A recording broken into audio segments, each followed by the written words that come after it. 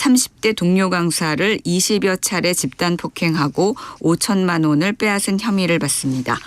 피해 강사는 갈비뼈 골절 등 전치 10주의 병원 진단을 받았습니다. 오늘은 전국이 대체로 흐린 가운데 중부지방과 경북, 전북 지역에 가끔 비가 오겠습니다. 예상 강수량은 강원 영동과 울릉도, 독도가 5에서 20, 강원 영서와 경기 동부가 5에서 10, 서울, 인천과 경기 서부, 충청, 대구, 경북 5mm 안팎, 전북 5mm 미만입니다. 추석 연휴 첫날인 내일은 전국이 대체로 흐리겠습니다. KBS 1라디오 5시 뉴스 아나운서 태희경입니다. KBS.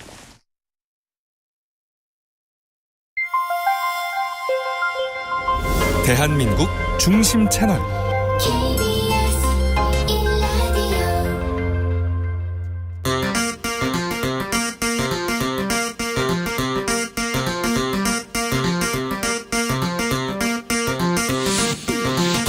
주진우 라이브.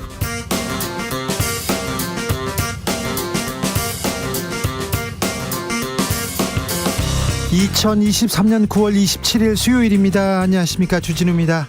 이재명 민주당 대표 구속영장 기각됐습니다. 구속 위기에서 벗어난 이재명 대표는 총선을 지휘할 힘과 명분을 얻었는데요, 윤석열 대 이재명 대결 구도는 더 견고해질 것으로 보입니다. 이해운 전 국민의힘 의원, 그리고 안민석 더불어민주당 의원과 이야기 나눠봅니다.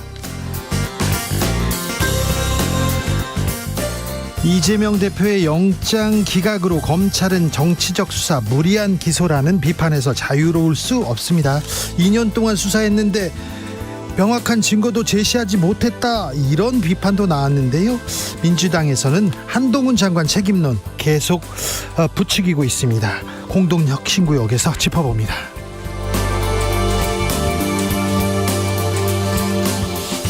어제 국군의 날 시가 행진이 있었습니다. 어떤 의미였을까요? 한중일 정상회의를 위한 3국 고위급 회담도 있었습니다. 무슨 얘기가 오갔을까요? 지금은 글로벌 시대에서 짚어보겠습니다. 나비처럼 날아 벌처럼 쏜다. 여기는 주진우 라이브입니다.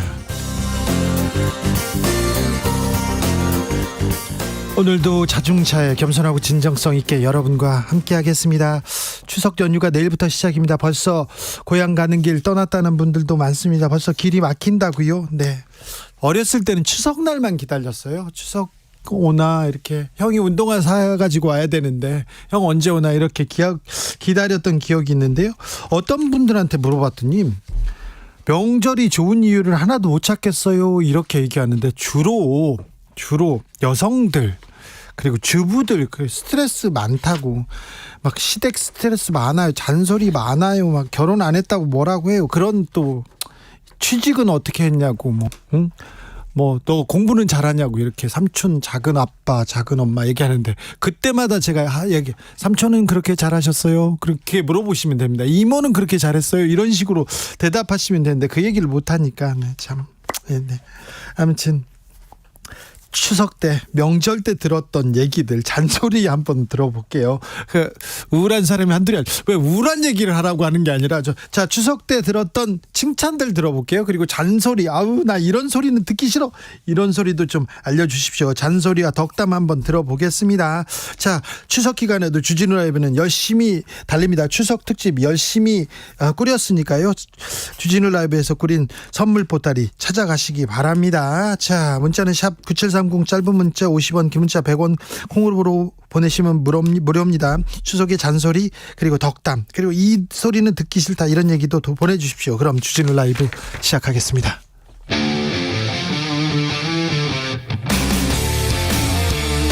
탐사보도 외길 인생 20년. 주 기자가 제일 싫어하는 것은?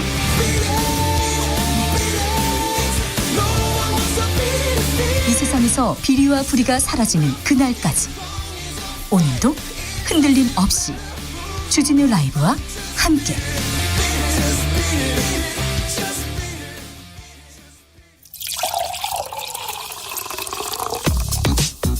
진짜 중요한 뉴스만 쭉 뽑아냈습니다. 주스 정상근 기자, 어서 오세요. 안녕하십니까. 추석 고향 가는 길 정체 시작됐습니다. 네, 추석 연휴를 하루 앞둔 오늘 오후부터 수도권에서 지방으로 향하는 귀성 차량이 몰리기 시작하면서 고속도로 정체가 시작됐습니다. 한국도로공사에 따르면 16시 기준 서울에서 부산 가는데 7시간이 걸리고요. 울산까지 6시간 40분, 목포까지 6시간 30분, 광주까지 6시간 10분, 대구까지 6시간이 소요됩니다. 네. 대전도 4시간 10분 소요되고요. 강릉도 3시간 10분 걸립니다. 이거 요즘은 다 이렇게 앱에서 다 찾아볼 수 있을 테니까요. 아무튼 고향 가는 길 편안하게 안전하게 가셔야 됩니다. 졸립고 그러면은요 꼭 쉬었다 가셔야 됩니다. 자, 명절이에요. 명절인데 이런 날 사고 나면요 더 많이 슬퍼요. 그러니까 안전 운행하시기 바랍니다. 이재명 민주당 대표에 대한 구속영장이 기각됐습니다. 네, 서울중앙지방법원은 오늘 새벽 이재명 민주당 대표에 대한 검찰의 구속영장을 기각했습니다. 재판부는 구속의 사유와 필요성이 있다고 보기 어렵다라고 판단했는데요. 네. 백현동 사건은 이재명 대표의 관여가 있었다는 의심이 들긴 하지만 증거가 부족하다라고 했고요. 대북 송금 사건은 다툼의 여지가 있다라고 봤습니다. 검찰의 증거인멸 주장에 대해서는 역시 의심의 정황은 있지만 증거가 부족하다라고 판단했습니다. 이재명 대표 뭐라고 했습니까? 이재명 대표는 인권의 최후 보루라는 사실을 명징하게 증명해줬다라며 사법부의 사의를 표했습니다. 그러면서 정치는 정치인이 하는 것 같아도 국민이 하는 것이라며 상대를 죽여 없애는 전쟁이 아니라 국민과 국가를 위해 누가 더 많은 역할을 할 수 있는지 경쟁하는 진정한 의미의 정치로 돌아가길 바란다라고 말했습니다. 자, 이재명 체제, 친명 체제의 민주당은 더 강한 노선을 걸을 것으로 보입니다. 자, 검찰은 강하게 반발했습니다. 네, 검찰은 사법에 정치적 고려가 있는 것 아닌지 우려가 있다라고 주장했습니다. 네. 검찰 관계자는 법원 결정이 검찰과 상당한 견해차가 있다며 수긍하기 어렵고 결과에 깊은 유감이라고 밝혔습니다. 자, 민주당에서는 그리고 국민의힘에서는 이 영장 기각 어떻게 보는지, 앞으로 국정은 어떻게 갈 건지, 여의도에 어떤 바람이 불지 자세히 잠시 후에 저희가 분석합니다. 민주당 대표 영장 기각한 날, 민주당 전 대표 송영길 전 대표에 대한 압수수색이 있었습니다. 네, 검찰은 오늘 송영길 전 대표의 자택을 압수수색했습니다. 지난 4월 이른바 돈봉투 사건으로 자택 압수수색한 지 151일 만입니다. 검찰은 송영길 전 대표 후원 조직의 자금 흐름을 추적하던 중 입법 로비 의심 정황이 있다고 봤습니다. 수사가 신속 정확해야 되는데 지금 너무 이렇게 길어지고 있습니다. 어떤 이유인지는 모르지만 이재명 대표에 대한 구속영장도 지금 2년여 만에 나온 거고요. 지금 송영길 전 대표 돈봉투 사건인데 빨리 정확하게 결과를 내는 것도 이게 국민들한테 신뢰받는 길일 텐데 검찰은 좀 되새겨봐야 할 것 같습니다. 신원식 국방부 장관 후보자 청문회 열리고 있습니다. 네, 신원식 국방부 장관 후보자는 오늘 인사청문회에 출석해서 먼저 군사 쿠데타를 옹호한 발언에 대해 쿠데타는 절대 있어서는 안 되고 있을 수도 없는 일이라며 사과했습니다. 신원식 후보자는 지금 한국의 현실에는 쿠데타는 절대 불가능하다라고도 말했습니다. 문재인 전 대통령 발언은요? 네, 문재인 전 대통령에 대해서 거친 발언을 쏟아낸 바 있는데요. 안보 정책을 비판하는 과정에서 과한 표현이 있었다며 적절치 않았다며 사과했습니다. 친일 옹호 논란은요? 네, 관련돼서는 아직 뉴스가 나오진 않았습니다. 네, 아직 얘기하지 않았군요. 어찌 되는지 좀 보겠습니다. 김행 여가부 장관 청문회도 일정이 잡혔습니다. 네, 김행 여성가족부 장관 후보자의 인사청문회가 오는 10월 5일 실시됩니다. 그런데 청문회 일정을 국민의힘이 아니라 민주당이 결정했는데요. 네. 증인 관련돼서 여야 합의가 이뤄지지 못했기 때문으로 보입니다. 정경심 전 동양대 교수 가석방으로 풀려났습니다. 네, 자녀 입시 비리 등으로 징역형을 확정받아 복역 중이던 정경심 전 동양대 교수가 오늘 오전 10시 가석방으로 풀려났습니다. 네. 7월 신생아 수 또 2만 명 아래로 떨어졌습니다. 네, 통계청 발표에 따르면 지난 7월 출생아 수가 19,102명으로 1년 전보다 1,373명 감소한 것으로 나타났습니다. 7월 기준으로 출생아 수가 2만 명을 밑돈 것은 월간 통계 작성이 시작된 1981년 이후 처음 있는 일입니다. 물가는 계속 오르는데 임금은 또 줄고 있어요. 네, 고용노동부 발표에 따르면 지난 7월 상용근로자 1인 이상 사업체 노동자의 1인당 월 평균 임금 총액이 396만 원으로 지난해 동월보다 1.1% 올라갔는데요. 하지만 실질 임금은 1년 전과 비교해서 1.1% 떨어졌습니다. 네. 민생 백성이 잘 먹고 잘 사는 것보다 더 중요한 건 없습니다. 이제 정치인들이 민생 챙기기, 민생 경쟁할 때가 된 것 같습니다. 좀 제발 좀 부탁드릴게요.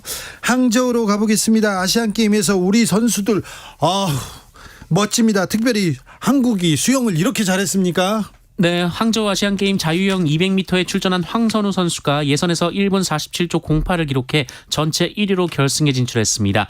이호준 선수도 1분 48초 13으로 전체 3위 기록으로 예선을 통과했습니다. 황선우 선수의 라이벌로 평가되는 중국의 판잔러 선수는 4위 기록을 세웠습니다. 우리 선수들의 결선은 오후 8시 48분에 예정돼 있습니다. 네, 펜싱도 뭐 잘하고 있어요. 네, 한국 펜싱 남자 플레레 대표팀도 홍콩을 누르고 결선에 진출해 은메달을 확보했습니다. 지난 대회 우승팀인 우리 대표팀은 대회 2연패를 노리고 있는데요. 오후 7시 중국과 맞붙습니다. 그리고 한국 요트의 전설 하지민 선수는 대회 4연패를 노렸습니다만 오늘 바람이 불지 않아서 최종 레이스가 열리지 않았고 아쉽게 어제까지의 성적만 계산됐습니다. 그래도 은메달을 획득했습니다. 그래도 은메달입니다. 은메달도 훌륭합니다. 하지민 선수 뭐라고 해도 당신은 한국 요트의 전설로 남을 겁니다. 잘하셨습니다. 멋집니다. 주스 정상근 기자 함께했습니다. 감사합니다. 고맙습니다. 자, 덕담은 많이 하시고요. 지갑은 열고요. 잔소리는 하면 안 됩니다. 절대 말을 많이 해서는요 안 됩니다. 그 어린 친척한테 한 말 있지 않습니까? 그냥 가볍게 던진 말인데 상처가 돼요. 상처가 돼가지고요 아직까지 기억에 남습니다. 저도 그래요. 중학교 때, 고등학교 때, 초등학교 때 친척 어르신이 한 말이 상처가 돼가지고요 그 친척을 안 보는 경우도 있습니다. 네, 저도 그렇습니다. 6911님, 설거지 끝나자마자 과일 좀 먹을까 물어보는 어른들이 있는데요. 맵기 들어갈 배가 있다는 게 신기할 정도입니다. 그러게요. 밥 먹고 과일 먹고 많이 먹고 또 설거지 하려고 밥 먹으려면 또 다른 거 시키고 이거 조금 참 명절에 남녀가 불공평하다는 얘기는 그런 생각 계속 듭니다. 7776님께서 큰 집이라서요 엄마는 바쁘게 일하시는데 작은 엄마는요 요즘 바쁘다 힘들다 얘기만 하면서 앉아서 일은 안 하고 먹기만 하던 그때 진짜 얄미웠어요. 또 작은 엄마의 역할이에요 이게 뭐 그렇잖아요. 네, 다 열심히 일하고 막 그런 집이 좀 드물죠. 3123님, 취준생 때요 취직 안 하냐, 총각일 때는 결혼 안 하냐, 결혼하고 나서는 애 안 낳냐, 애 낳고 나서는 하나만 낳을 거냐, 딸 하나 더 낳아야지, 명절 잔소리 질문 끝이 없습니다. 그래도요 한 귀로 듣고 흘릴 수 있는 여유가 생겨 괜찮습니다. 그 좋은 방법이에요. 그런가 보다 하시면 돼요. 뭘 또 그걸로 상처받고 그렇습니까? 0712님, 명절에 작은아버지가 오시면 꼭 물어보십니다. 너 국민의힘이냐 민주당이냐. 여기 싸움의 시작인데 뭐 좋아요. 네. 황윤호님, 경상도에서는 욕받다고 하면 참 그 한마디에 정말 위로가 됩니다. 55살에 회사 잘리고 다시 취업했을 때 시골 계신 엄마가 해주신 말입니다. 올해 추석 때는 명함 돌릴 수 있어서 행복합니다 얘기했는데 네, 이번 추석 때 뭐 바라는 바 다 이뤘으면 좋겠어요. 행복만 하셨으면 좋겠습니다.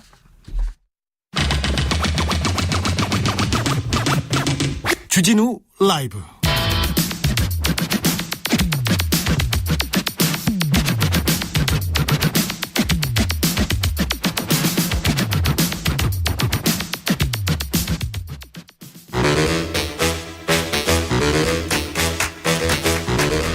이것이 혁신이다. 여야를 내려놓고 관습을 떼버리고 혁신을 외쳐봅시다. 다시 만난 정치 공동 혁신구역. 수요일 주진우 라이브는 정쟁 비무장지대로 변신합니다. 주진우 라이브가 지정했습니다. 여야 혁신위원장 세 분 모셨습니다. 먼저 김용태. 네, 국민의힘 김용태입니다. 류호정. 네, 정의당 류호정입니다. 용혜인. 네, 안녕하세요. 기본소득당 용혜인입니다. 네. 이재명 민주당 대표 영장이 기각됐습니다. 어떻게 보셨습니까? 김용태 최고? 일단 제 얼굴 보시면 뽀로지도 나고 네. 뭐 맛이 같지 않습니까? 얼굴 되게 좋아 새벽 보이시는데? 3시까지 제가 이 결과를 보고 좀 지켜보느라 네. 사실 저는 구속 가능성이 높다고 생각해서 보통 구속이냐 기각이냐 알 수 없을 때는 메시지를 다 준비해 놓잖아요. 논평을 낼 때. 저는 근데 구속 메시지만 준비하고 있었어요. 근데 어제 기각이 나와가지고 좀 당황했고 기각에 대한 말씀 좀 들었는데 어쨌든 기각이라는 것이 뭐 무죄인 것은 아닌 거니까요. 끝까지 좀 지켜봐야 될 것 같고 그 영장실질심사 내용에도 적시되어 있지만 위증교사 혐의가 소명된 것처럼 보인다라고 나와 있고 또 백현동 건의 같은 경우는 이재명 대표의 어느 정도의 연루가 의심되는 것처럼 보인다고 나와 있는 것에 대해서만으로도 저는 이재명 대표가 여기에 대해서는 국민하고 또 국민께 반성하는 그런 모습을 보여주셔야 된다 이렇게 생각합니다. 뭐 지금 지난 대선 때 1,600만 명의 그 국민의 선택을 받은 정치인이 영장 심사를 받은 거잖아요. 네. 그 상황 자체가 좀 어지러웠던 것 같고요. 저는 사실은 기각을 예상을 하고 있었거든요. 그래서 지난 인터뷰 때는 뭐 여기는 아니지만 딴 데서 뭐 사진해서 가결 요청을 해서 가셔서 기각 받고 오시는 게 본인에게도 당에도 좋지 않을까 하는 의견도 있었는데요. 그냥 안타까운 마음으로 지켜봤습니다. 네. 일단 검찰의 무능이 만천하에 드러났다라고 생각합니다. 1년 6개월을 정말로 많은 인원을 투입해서 대대적으로 압수수색을 하고 수사를 벌이고 벌써 올해만 2번째 제1야당 대표에 대한 체포동의안을 가지고 정말 온 나라가 이제 난리였는데 결과적으로는 기소장만 해도 150페이지에 육박하고 의견서 1,600장짜리를 제출했지만 구속 사유를 소명하지 못했다라는 결론이 났습니다. 오늘 이거에 대해서 한동훈 법무부 장관이 뭐 구속이 되지 않았다고 해서 무죄라는 건 아니다라고 했지만 마찬가지로 검찰이 기소했다고 해서 유죄가 되는 것은 아닙니다. 대법원의 판단까지 법원의 판단을 차분하게 기다리는 것이 이제 남아 있는 것 같고요. 위증교사 혐의 관련돼서는 사실 이제 백현동이랑 쌍방울 문제로 계속해서 수사를 해 왔는데 막판에 이제 갑자기 좀 생뚱맞게 등장한 혐의입니다. 그래서 이거를 가지고 뭐 범죄 혐의가 소명됐다라고 보기에는 검찰이 이것을 애초에 영장에 갑작스럽게 집어넣은 의도가 무엇인가라는 질문을 좀 던지지 않을 수밖에 없고요. 국민의힘과 검찰 말고는 대다수의 국민들은 이 사법부의 판단을 존중하는 것 같습니다. 그런데 야당 대표지 않습니까?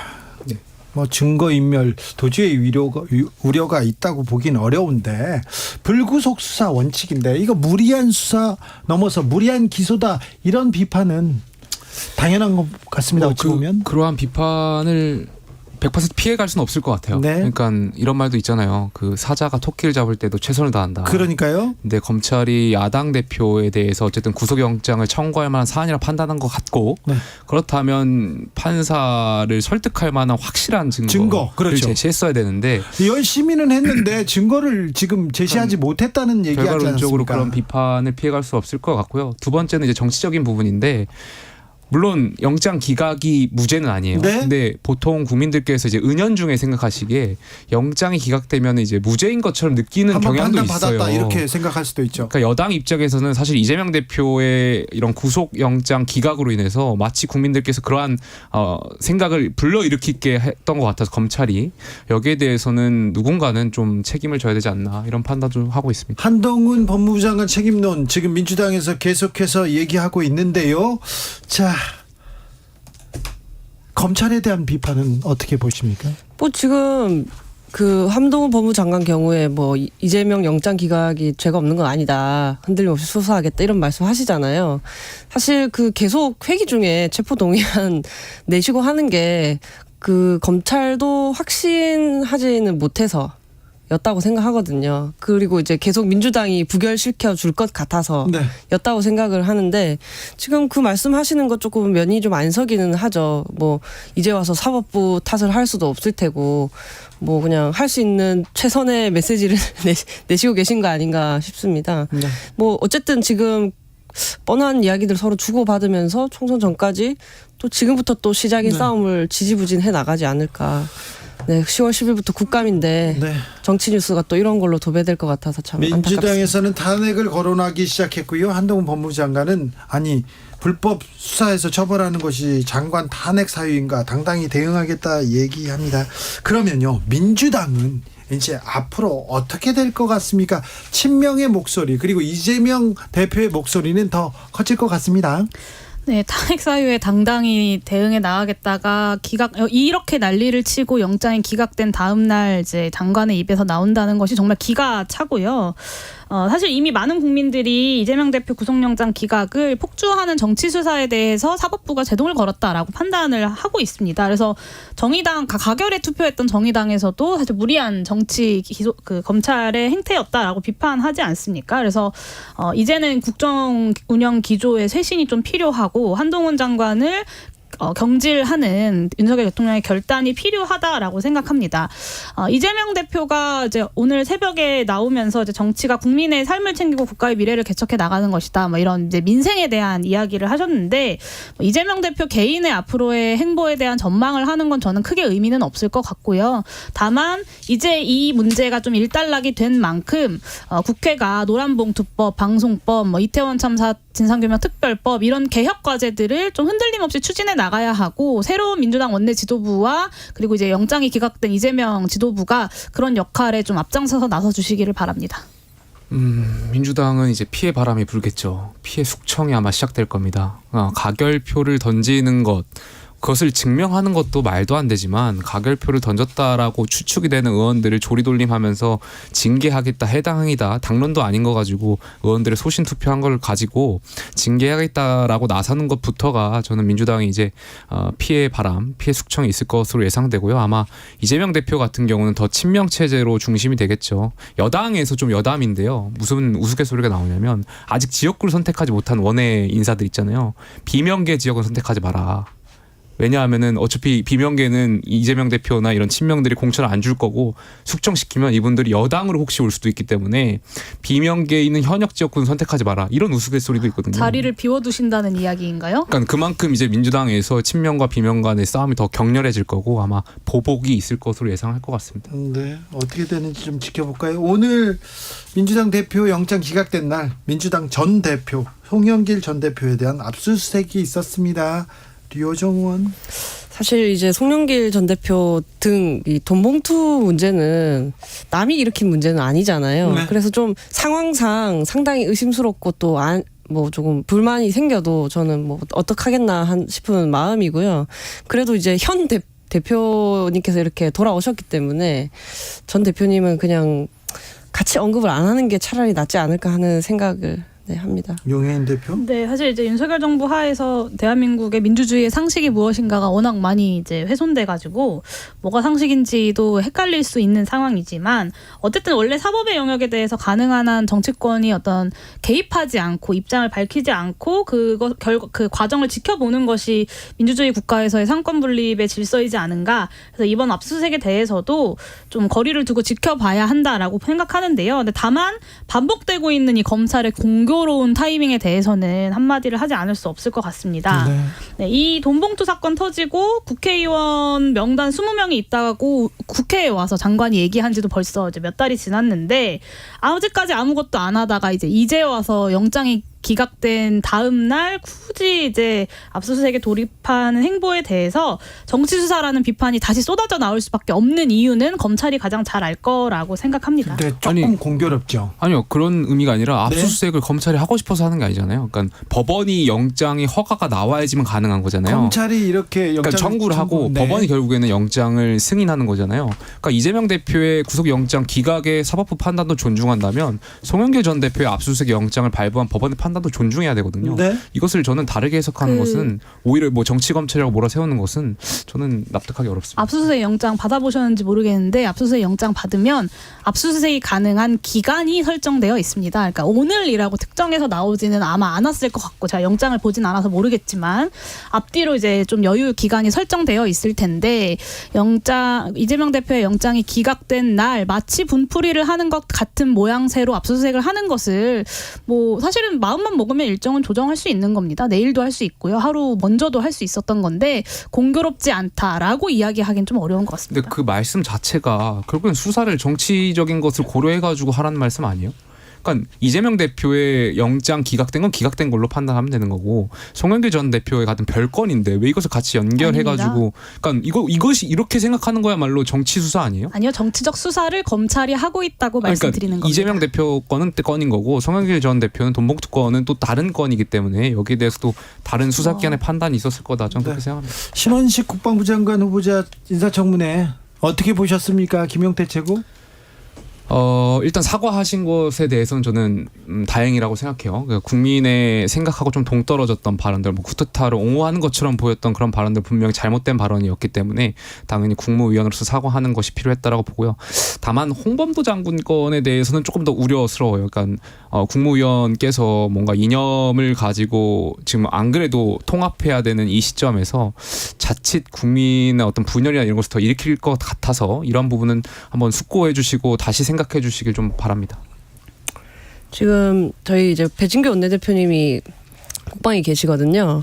신원식 장관 같은 경우는 임명하는 게 하나의 부활이나 다름없다. 거의 그렇게 보고 계시더라고요. 하나의 특히 부활이요? 그렇죠. 이제 뭐 그 생각을 들여다보면 5.16은 사회 경제 철학적으로 혁명이고 그다음에 112는 구국의 결단이라는 이 그 과거 발언에 대해서 12.12 는요? 네, 12.12 네. 신원식 후보자는 근데 뭐 대국민 사과를 해도 모자랄 판에 사실 여전히 이게 당당한 태도를 좀 고수하고 있는 점 등에 미루어 볼 때 역시 아무리 그 군인 정신이라는 것이 좀 특수하게 존중받아야 할 지점이 있다 하더라도 민주주의와 헌정 질서에 기초해야 하는 것인데 너무 위배되는 거 아니냐. 네.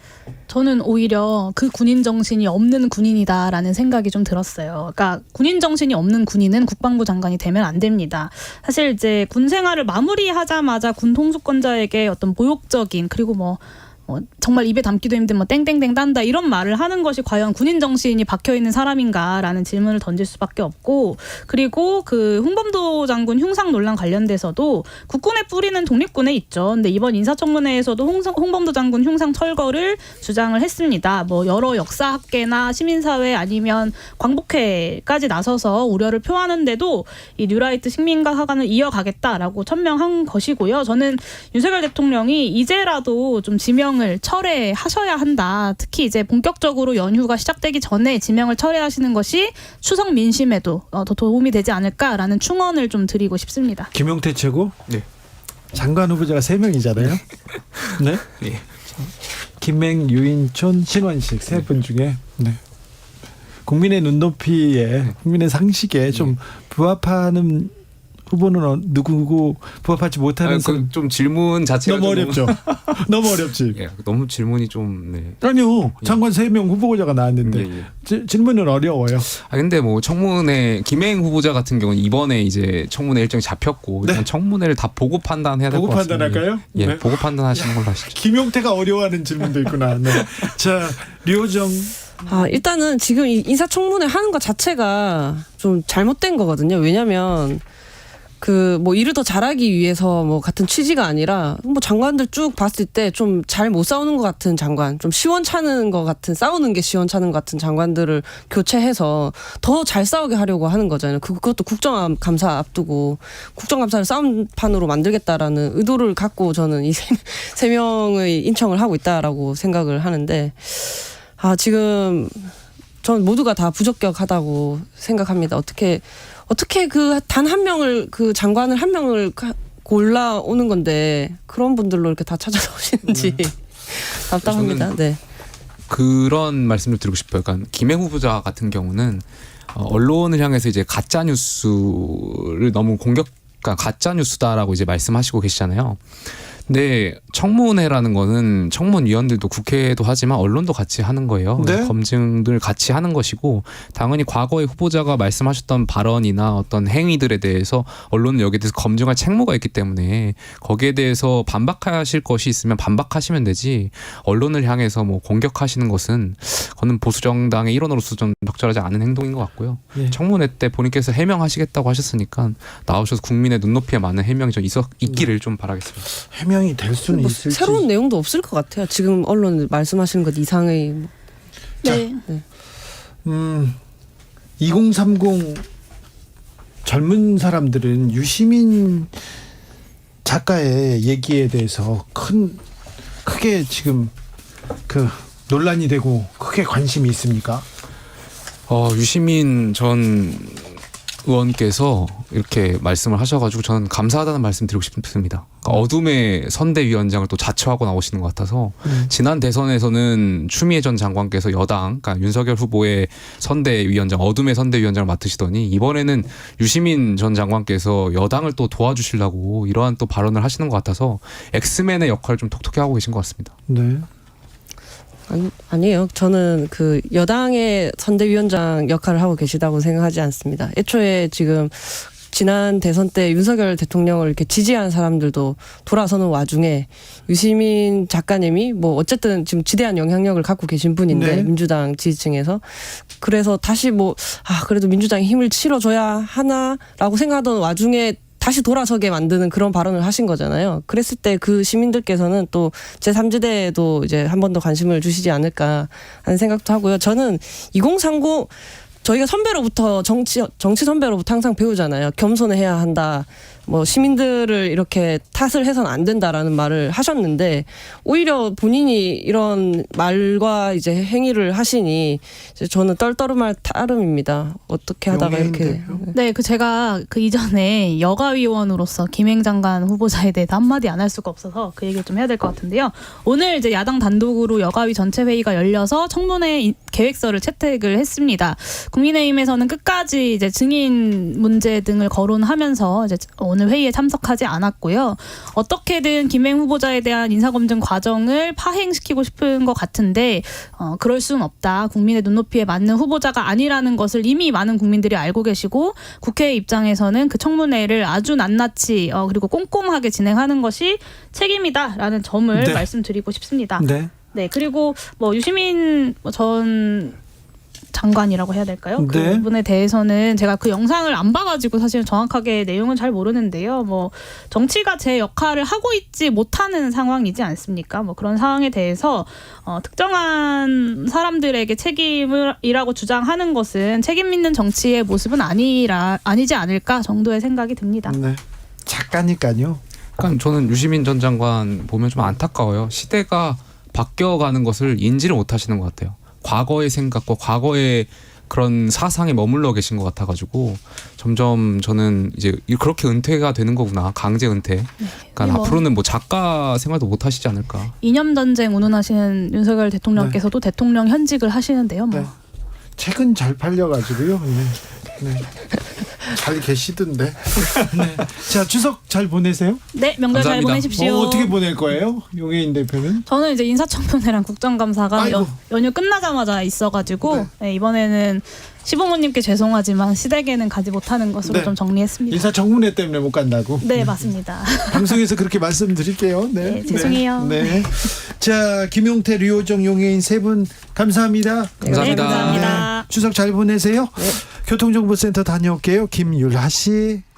네, 시각 교통정보입니다. 현재 요금소를 중심으로 서울에서 강릉까지 가는데 3시간 10분 정도 생각하셔야겠고요. 서울에서 대전까지는 4시간 20분, 울산까지는 6시간 15분, 부산까지 6시간 40분 정도 걸리겠습니다. 지금 경부고속도로 부산 방면으로 총 130km가량 밀리는 가운데 안성에서 회덕분기점 부근 84km 구간에서 가장 길게 정체되고 있고요. 서해안고속도로 서울 쪽 으로는 서평택 분기점부터 화성 휴게소 부근, 또 팔탄 분기점에서 팔곡터널까지 각각 10km 이상씩 정체되고 있습니다. 반대 목포 쪽으로는 서서울 요금소부터 밀려서 순산 터널까지 어렵고요. 서평택 분기점에서 서해대교까지 13km, 또 해미에서 홍성 부근 지나기가 어렵습니다. 논산 천안고속도로 논산 쪽으로는 정안 휴게소에서 공주 분기점까지, 다시 논산 분기점부터 남논산 요금소 쪽으로 속도 떨어지고 있고요. 중부 내륙고속도로 창원 방면으로는 여주 분기점에서 감곡 부근, 그리고 문경세제 터널에서 문경 휴게소 부근 18km 정체되고 있습니다. 목적지까지 안전운전하시기 바랍니다. KBS 교통정보센터였습니다.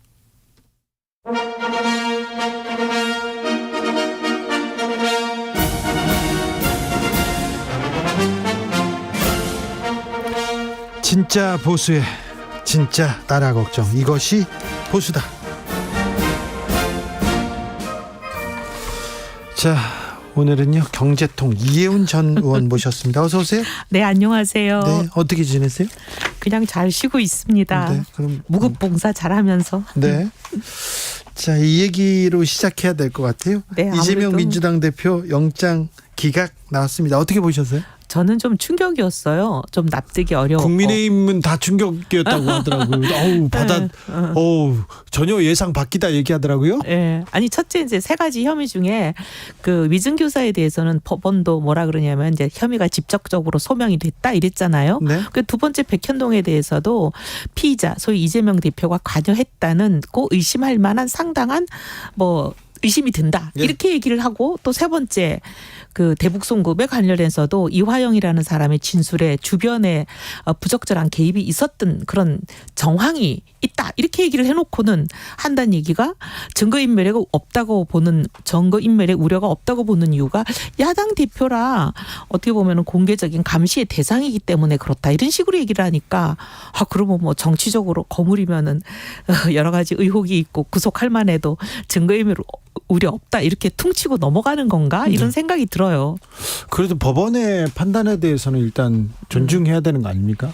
아니 그러니까 뭐 국민의 한 사람으로서 제가 제 소견을 얘기할 수 있지 않을까요? 그렇죠. 비판할 수는 있어요. 네, 네, 뭐 조금 이해가 안 된다 그렇죠. 이거죠. 네, 그럴 수는 있으나 보수의 또 아니 그리고 뭐 중심이어서 증거가 그렇게 빈약하다 말씀드려요. 그러는데 네. 그 핵심 증거를 제시하거나 증거를 가지고 있거나 증언을 할 만한 네. 핵심 증인들이 5명이나 의문서 했잖아요. 한 달에 3명 의문서 한 경우도 있고 그렇게 돼버렸으면 모두 사실 이사안하고 관련 있는 건 아닙니다. 네. 저는 관련이 있다고 보지만 우리 네. 이제 진행자님 관련 없다고 보시니까 그러니까 그렇게 보는 저 같은 사람 입장에서는 네. 그럼 증거를 어디 가서 찾냐? 네, 모두 이 사안은 아니었고요. 다른 사안도 있었다는 얘기입니다. 자, 그런데요. 불구속 수사, 불구속 재판 이거는 법원의 원칙이기도 하거든요. 아마 그 얘기는 많이 하죠. 네, 야당 대표인데 그냥 재판을 받아서 판단을 받으면 되는데 무리하게 기소하고 무리하게 영장을 청구했다 이런 비판은 나옵니다. 근데 이제 이런 것 같아요. 이 판사님이 보니까 성향 자체가 이제 불구속 수사가 원칙이라는 데 굉장히 강한 확신을 갖고 계신 분이 아닌가 싶어요. 예? 고전에 있었던 박영수 특검에 대해서도 이분은 구속영장을 기각했잖아요. 그냥 네. 착 기각했는데 바로 그러고 얼마 있다가 같은 재판부가 구속영장을 발부했잖아요. 그러니까 이분은 상당히 이제 다른 판사님들에 비해서 그래도 피의자의 방어권 보장 이런 걸 더 중요하게 생각하시는 그런 성향이신가 봐요. 근데 그렇긴 하지만 지금 이제 야당 대표라서 정치적인 영향력이 있는 상황에서 이화영 씨 그 진술이 번복이 계속되는 과정에서 보면 뭐 지지자들뿐만 아니라 뭐 심지어 가족들까지도 공개적으로 진술 번복을 압박하고 막 이런 일들이 일어나는데 그게 야당 대표이기 때문에 영향이 있을 수 있을 것 같거든요. 그렇습니까? 민주당에서는 한동훈 파면해야 된다 하면서 대여 공세에 고삐를 죄고 있습니다. 근데 좀 동의하기가 어려운 게 저는 한동훈 장관 편은 아니에요. 네. 한동훈 장관 일면식도 없고 그런데도 어쨌든 법원이 여러 가지 이제 정황상 그리고 이제 의심이 든다, 상당한 의심이 든다라고 법원도 3가지 중에 2가지는 인정하고 하나는 아예 이거는 직접적으로 혐의가 소명이 됐다라고 얘기하는데 근데 뭐 한동훈 법무장관이 수사 잘못했다고 뭐 야단할 일은 아닌 것 같아요. 법원 가서 따져 보는 게 더 맞지 않나 싶은데요. 네. 그런데 이재명 대표 수사도 그렇고 정치인 수사가 지나치게 길고 맞아. 그건 복잡해지고 이거는 뭐 저도 네, 신속 정확해야죠. 네네. 또 외과 수술은 또 간결하게 깔끔하게 빨리 끝내야 되는데 계속해서 이게 그러니까 정치적 부담이 그거는 저도 동의해요. 네. 그래서 가능하면 이렇게 진짜 말씀하신 대로 정밀 유도탄으로 닦고 상처 부위만 건드려야지 다 헤집어 놓고 힘들게 하고 이런 거는 좀 이제 지양돼야죠. 네. 자, 전직 대통령들이 움직이기 시작했습니다. 박근혜 전 대통령은 언론 인터뷰를 했더라고요. 저도 너무너무 놀랐어요. 그렇죠. 예, 저도 진짜 깜짝 놀랐어요. 저 사실 인터뷰하신 거 몰랐는데 네. 어제 이제 우리 작가님께서 저한테 이제 예상 질문지 비슷하게 보내주시면서 인터뷰 얘기를 쓰셔가지고 제가 깜짝 놀랐어요. 설마 인터뷰를 했을까? 네, 근데 하셨어요. 보니까 진짜 하셨더라고요. 네네. 깜짝 놀랐어요. 박근혜 전 대통령 아는 분들, 가까웠던 분들은 정말 놀랐습니다. 예. 네, 내용에 대해서도 그렇고요. 내용도 보면 저는 솔직히 제가 반박으로 분류돼서 굉장히 많은 고초를 겪었다는 걸 말씀드리고 시작을 하면 근데 반박으로 고초를 겪기는 했어요. 하지만 그런데 박근혜 전 대통령의 경제 선생님이었고 초창기 진박 뭐라고 해야 되나 보수 그리고 박근혜 대통령한테 큰 영향을 미쳤잖아요. 예, 초반에는 그랬지만 네. 나중에 이제 제가 굉장히 고초를 겪었는데 네. 그런 제가 그 기사 인터뷰를 읽었을 때 제 마음이 상당히 좀 착잡하면서 어떤 느낌이 들었냐면 지나간 세월에 대한 아쉬움을 얘기하시고 그다음 국민들께 죄송한 마음을 얘기하시는데 그게 정말 그대로 저한테 고스란히 전해졌어요. 네. 그래서 참 정말 어떻게 보면 이 인터뷰는 잘하셨다 이런 생각이 들고 그 마음 그대로 계속 가시기를 바랍니다. 네. 그런데요, 시장에도 가시고 인터뷰도 했어요. 아무래도 친박계 인사들은 지금 뭐 주목을 받지 못하고 변방으로 흘러가고 있는데 친박계 인사들한테 좀 힘을 실어줄 거다. 이렇게 예상이 나오기도 했는데 정치적으로 친박은 없다. 이런 말로 선을 그으셨습니다. 저는 제가 느낀 건 그래요. 박근혜 대통령이 표현은 딱 그렇게 안 했지만 제가 오랫동안 이제 박근혜 대통령을 가까이서 본 기간도 있었잖아요. 네. 그걸 이렇게 반추해 보면 굉장히 본인이 상처를 많이 받았구나. 네. 본인을 이용해서 자신의 정치적인 이득을 도모했던 수많은 사람들로부터 질렸구나. 그래서 그 사람들을 이제 차단하는 저런 말씀을 하시는 거 아닌가. 이제 다 더 이상 나를 이용하지 마라. 네 정치적인 목적 때문에 나를 끌어다 대지 말라. 이제 이런 메시지처럼 저는 들렸어요. 네. 그러면서 하시는 말씀이 선거에 나오는 분들조차도 나하고 연관지어서 얘기하지 않았으면 좋겠다. 딱 이러시잖아요. 네.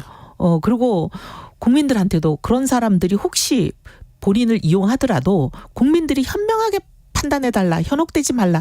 저는 이런 마음으로 하시는 것 같아요. 그래요? 예. 근데 이명박 대통령은 더 친이계들 다 모아서 밥도 먹고 뭐 4대강도 간다고 하고 너희들 더 열심히 해야 된다. MB 정부 인사들이 일을 잘해야 윤석열 정부도 우리도 욕을 안 먹는다 이런 얘기도 하고 응원도 하고 막 그러잖아요. 이 부분은 어떻게 보셨어요? 저는 사실 반 MB였잖아요. 네. 근데 이제 우리 이명박 대통령이 이렇게 말씀하시는 거 보면서 옛날하고는 제가 좀 생각이 많이 다른 게 그동안 많이 힘드셨나 보다. 본인이 제일 잘했다고 생각하는 4대강 본인 평생의 필생의 업적이라고 생각하는 게 폄하되고 이런 거에 대해서 좀 많이 억울하셨나 보다. 아니 좀 근데 그런 생각은 들어요. 자, 경제 전문가 이혜훈한테 물어봅니다. 4대강 처음에 대운하 작업을 하려고 대운하 그림 그렸지 않습니까? 이미 건설사들을 불러다가 이게 독점으로 이렇게 어디까지 먼저 나눠주고 다 유죄 받았어요. 사실 저는 대운하 무지하게 반대했던 사람으로 네. 그때 그것 때문에 고초도 많이 겪었는데 대운하는 저는 지금도 반대예요. 네. 근데 이제 그게 변형이 돼서 4대강으로 간 거는 네. 조금 이제 다른 차원에서 볼 것도 있다 이렇게는 싶어요. 대운하는 정말 재앙이지만 말만 바꿔가지고 대운하가 4대강으로 간 거 아닙니까? 좀 바뀌었겠죠. 좀 바뀌었겠죠? 예. 자, 아무튼 MB 측 그러니까 MB 쪽 사람들은 장관도 하고 뭐도 하고 다 지금 이 윤석열 정부에서 중용되고 있잖아요. 아니 그래서 제가 이명박 대통령님이 이렇게 하시는 게 MB계 친이계의 새 결집 이런 목적은 아닐 거다라고 생각하는 이유가 이미 중심이 그들인데 뭘 또 더 새 결집할 게 있을까요? 네. 왜냐하면 지금 장관 그렇겠죠. 이동관 방통위원장 유인촌 문화부 장관, 이주호, 예, 그다음에 김대기 비서실장, 이조 장관을 제수하는 분들 다 MB 시절 장관님들이세요. 뭐 지금 다 핵심이 MB 시절 분들이신데 근데 뭐. 그때 뭐 국정운영 잘했다, 장관 잘했다 그렇게 손꼽히던 분들은 아니잖아요, 솔직히. 왜 보수에서는 왜 그때 MB 사람만 이렇게 중요할까요? 아무래도 이제 참 사람이 그런 것 같아요. 누가 한 사람이 핵심에 들어가면 본인과 자꾸 가까운 사람들을 동종번식하게 되는 그런 본태성 경향이 있나 봐요. 예, 알겠습니다. 네. 네. 저희로서는 됐어요. 상당히 좀 네. 답답하죠. 자, 경제 전문가 이혜훈한테 물어봅니다. KDI에서. 네. 자, 손꼽히는 경제 전문가였습니다. 지금 경제 상황 좋지 않죠? 안 좋죠. 네. 그런데 우리 경제 성장률, 우리 경제는 세계 경제와 비교할 때 항상 선전하고 괜찮았어요. 경제 성장률도 그렇고. 그런데 지금은 지금 세계 경제에 비해서도 우리는 낮은 성장률 보이지 않습니까? 그게요. 이제 잠재 성장률이 계속 우리는 하락하는 경우인데 네. 잠재 성장률이라는 게 자본과 노동과 모든 생산성을 최고조로 했을 때 우리가 달성할 수 있는 거의 목표치의 최대한 같은 거잖아요. 네. 근데 이 최대한이 계속 떨어지고 있어요. 떨어지고 있어요. 예, 그거는 뭐 이제 특정 정부의 잘못이라기보다는 지금 김영삼 정부 이후 계속 떨어지고 있는데 계속 떨어지고 있는 거는 사실은 저는 이제 제 주장인데 많은 분들이 공감해요. 생산 요소 중에서 가장 중요한 요소인 노동이 급감하고 있어 그래요. 우리 저술청 고령화 때문에 그런 것도 있기 때문에 네. 꼭 뭐 이게 뭐 문재인 정부 잘못이다, 뭐 저기 윤석열 정부 잘못이다 이렇게 하기는 어렵지만 잠재 성장률이 떨어지면 경제 성적표가 좋기는 어려워요. 그렇죠. 근데 경제 성장률이 떨어지는 추세임에도 불구하고 지금 성장률 1%대 소비자 물가 올라가고 이거는 경제에 빨간불 들어온 거 아닙니까? 사실이 어렵죠. 지금 3고가 굉장히 국민들한테 타격이 커요. 3고라는 게 고금리, 고유가, 그다음에 네. 고환율이잖아요. 네. 근데 이게 개인들한테도 굉장히 어렵습니다. 특히 지금 벌써 명절 밥상 어렵다는 거 느끼실 거예요. 그렇죠. 근데 개인만 어려우냐? 지금 기업은 더 어려워요. 왜냐하면 금리도 기업한테 굉장히 타격이고 환율, 유가 다 그렇거든요. 근데 이게 그러면 왜 왔냐? 그건 이거 사실 어떻게 보면 고금리, 미국이 저렇게 금리를 올리면서 가는 경향이 있기 때문에 꼭 우리 정부만의 뭐다 이렇게 어렵고 지금 세계가 다 그래요. 유가도 오펙 국가들이 저러는 거고 환율도 세계 경제 구조에 의해서 이렇게 돌아가는 거잖아요. 네. 그래서 이제 좀 어려운 면은 있지만 정부가 대응은 해야죠. 정부가 대응을 해야 되는데 정부의 대응 대책이 안 보여서 그래요. 저는 여러 가지 많은 걸 해야 되지만 그중에 딱 하나 잡으라면 네. 저는 정부가 주택 확충 확실하게 했으면 좋겠어요. 지금 벌써 집값이 들썩이잖아요.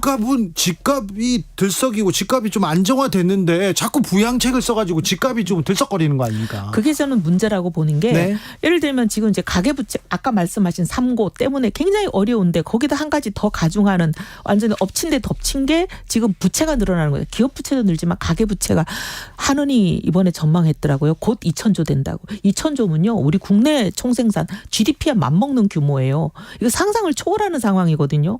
근데 그럼 가계부채가 어디서 이렇게 급하게 느냐. 보면 이게 다 주택담보대출이에요. 네. 주택담보대출이 왜 늘어요? 왜냐하면 부동산 불패라는 그 믿음을 자꾸 사람들이 가지는 거예요. 그렇죠. 문재인 정부 5년에 서울 집값 2배 되는 거 봤거든요. 네. 그리고 내가 영원히 내 집 마련이 안 될 것 같은 이 불안 수요가 부추겨지는 거예요. 네. 근데 이거를 빨리 잠재워야 돼요. 잠재우려면 뭐 해야 되냐? 우리가 확실하고 착실하게 늘려줄게 공급은. 네. 그래서 이게 부동산 불안이 없어지게 해줄게. 이걸 심어줘야 되는데 우리 원장관님 조금 더 빨리 움직여 주시면 좋겠어요. 그래요. 지금 집 안 사면 못 사, 영원히 못 사는 거 아니야. 지금이 뭐 완전 난 죽었다. 난 망했다. 이 생에서 나는 망했다. 이 생각들 하니까 젊은이들이 심지어 지금 담보대출 받아가지고 이 고금리에 막 집들을 사잖아요. 그래요. 대단히 위험하잖아요. 너무 위험해요. 근데 그렇잖아요. 이거는 이렇게 되면 정말 이 거품 끄지면요. 그렇게 담보대출 받았던 분들 정말 벼랑에 내몰려요. 젊은 사람들. 네. 근데- 제일 어려운 분들, 제일 정부가 도와야 될 분들. 근데 왜 정부가 지금 부동산 그냥 그렇게 둬요? 그러니까 조금 우선순위를 더 뒀으면 좋겠어요. 예, 알겠습니다. 총력전을 아예 부동산에 했으면 좋겠어요. 네. 집값 안정화에. 네. 지금 한국 여성 의정 대표 이게 뭐냐고요? 네. 예, 전직 현직 여성 국회의원들 170명이 이제 회원인 단체예요. 네. 자, 여성 정치인 대표입니다. 지금 이혜훈 전 의원, 네. 네. 김행 여가부 장관 후보자 논란 어떻게 보세요? 아유, 저희 여성이 여성 비판 안 할게요. 아이, 그래. 잘못한 건 잘못했다고 해야죠. 아이, 그래도 여성은 약자인데 감싸야죠. 아, 여기서요? 김행 여가부 장관은 약자는 아닌 것 같아요. 장관이잖아요. 하여튼 뭐 김양 여성 여가부 장관에 대해서는 제가 사실 이슈도 지금 별로 보질 않아서 잘 몰라요. 그렇게 피해간다고 할게요. 자, 이재명 대표 영장 기각으로 민주당은 이재명 그리고 이재명을 중심으로 총선을 치를 것 같습니다. 네, 그립이 확 세졌어요. 그럴 것 같죠? 네. 국민의힘은요?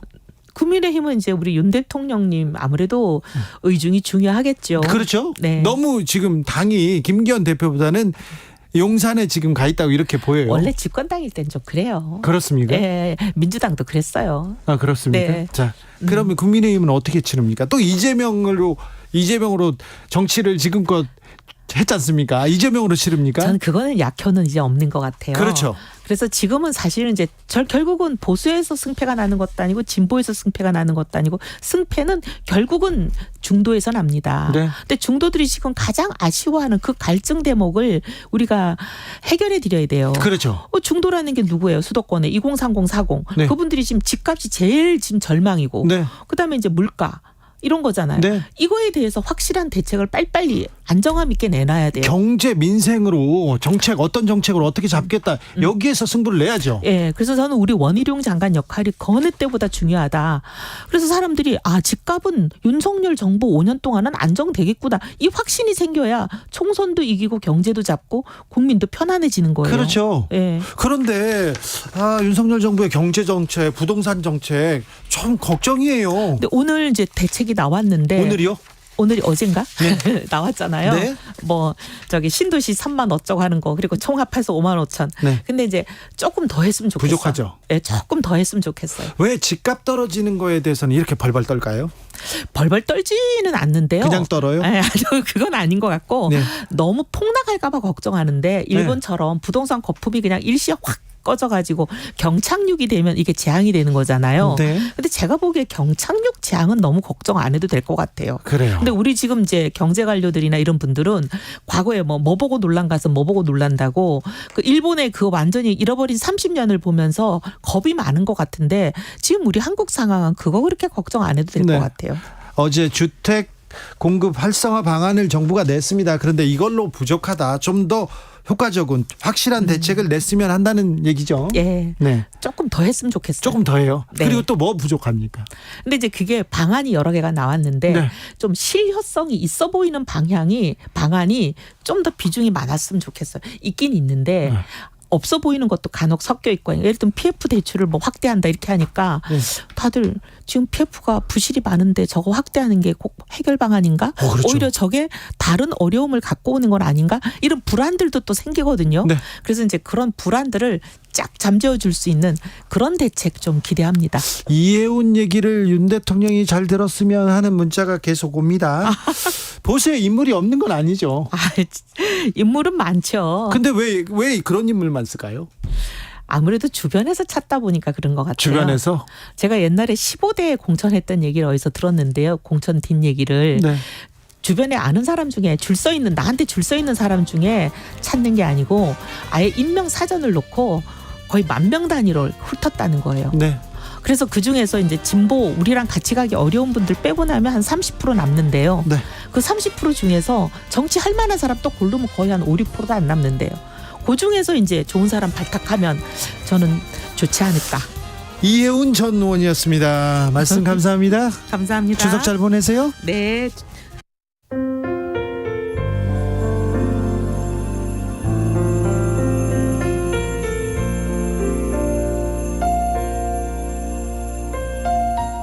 KBS 라디오 연중기획 희망충전 대한민국 553번째 이야기. 안녕하세요. 아나운서 이현주입니다. 좁은 골목 비탈길 한켠의 작은 집. 이곳엔 10살 민석이와 할머니가 살고 있습니다. 태어나자마자 교통사고로 세상을 떠난 아빠와 집을 나간 후 연락이 끊긴 엄마. 이 모든 아픔을 보듬은 건 민석이 할머니였는데요. 식당 일부터 청소 일까지 어린 민석이를 업어가며 쉬지 않고 일을 해온 할머니. 하지만 심해진 허리 협착증으로 이젠 아무 일도 할 수 없게 됐습니다. 가여운 민석이를 위해 아직도 남은 숙제가 많다는 할머니. 마음과는 먼 현실이 안타깝기만 합니다. 어린 민석이와 할머니가 좀 더 안정된 삶을 살 수 있도록 여러분이 관심과 사랑을 보내주세요.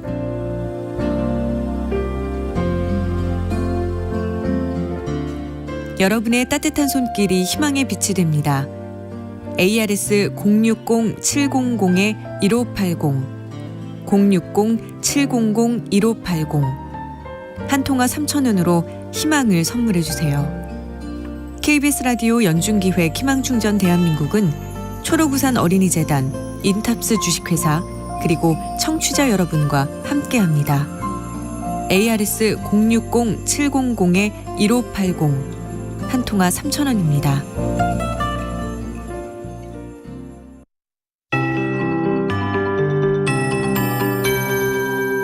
KBS 58분 날씨.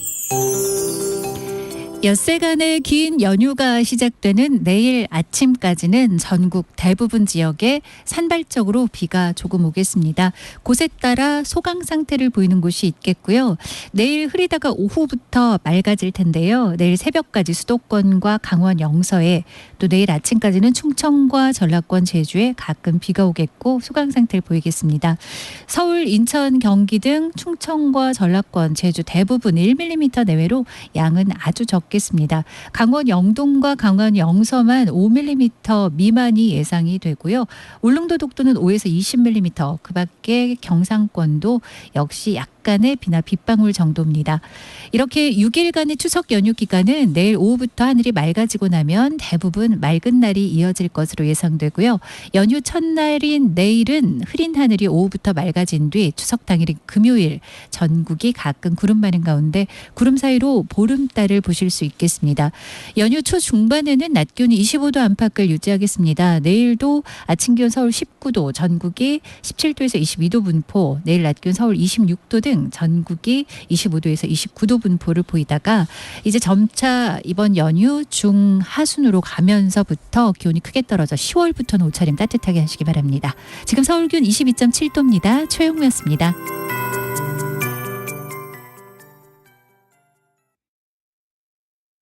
정성을 다하는 국민의 방송 KBS가 6시를 알려드립니다. AM 711kHz, FM 97.3MHz, KBS 1라디오입니다. HLKA.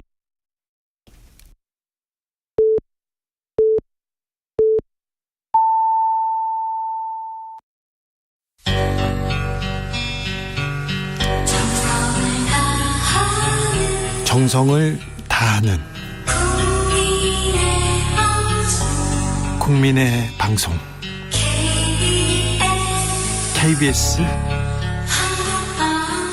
주진우 라이브. 그냥 그렇다고요. 이 시각 라디오 정보센터 뉴스입니다. 더불어민주당은 이재명 대표에 대한 구속영장이 법원에서 기각된 데 대해 윤석열 대통령의 사과와 한동훈 법무부 장관의 파면을 요구했습니다. 반면 국민의힘은 국민 감정에 맞지 않는 결과라며 법원이 민주당의 압박에 굴복한 것이라고 반박했습니다. 신원식 국방부 장관 후보자는 오늘 열린 인사청문회에서 2018년 체결된 9.19 남북 군사합의의 효력 정지를 추진하겠다고 밝혔습니다. 신 후보자는 군사 쿠데타를 옹호하는 발언을 한 것에 대해 사과한다고 말했습니다. 지난 7월 출생아 수가 같은 달 기준으로 역대 가장 적은 19,000명대에 머물렀습니다. 사망자 수가 출생아 수를 웃돌면서 인구는 45개월 연속 자연 감소했습니다. 추경호 부총리 겸 기획재정부 장관은 하반기 한국 경제가 바닥을 다지면서 점점 더 나아질 것이라고 전망했습니다. 지금까지 라디오 정보센터 조진주였습니다.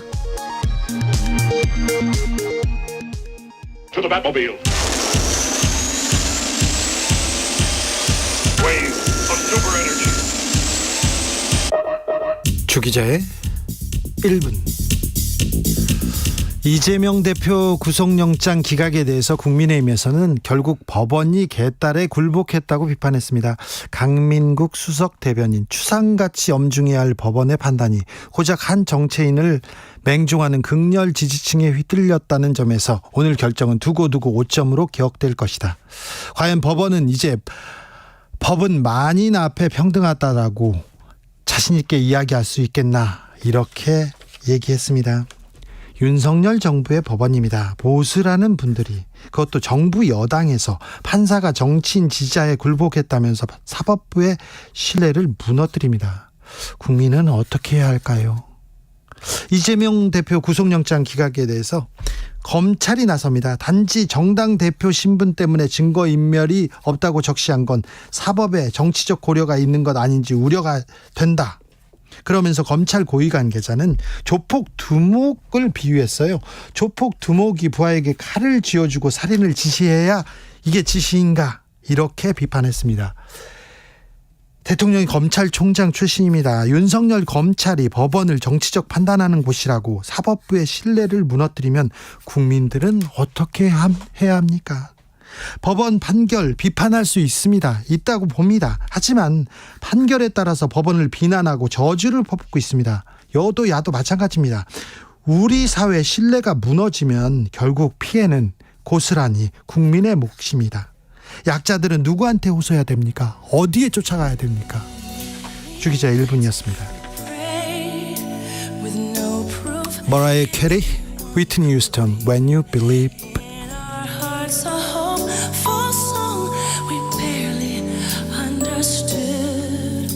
Now we are not afraid, although we know there's much to fear. We were moving mountains long before we knew we could. Oh yes, there can be miracles when you believe. Though hope is frail, it's hard to kill. Who knows what miracles you can achieve when you believe? Somehow you will when you believe.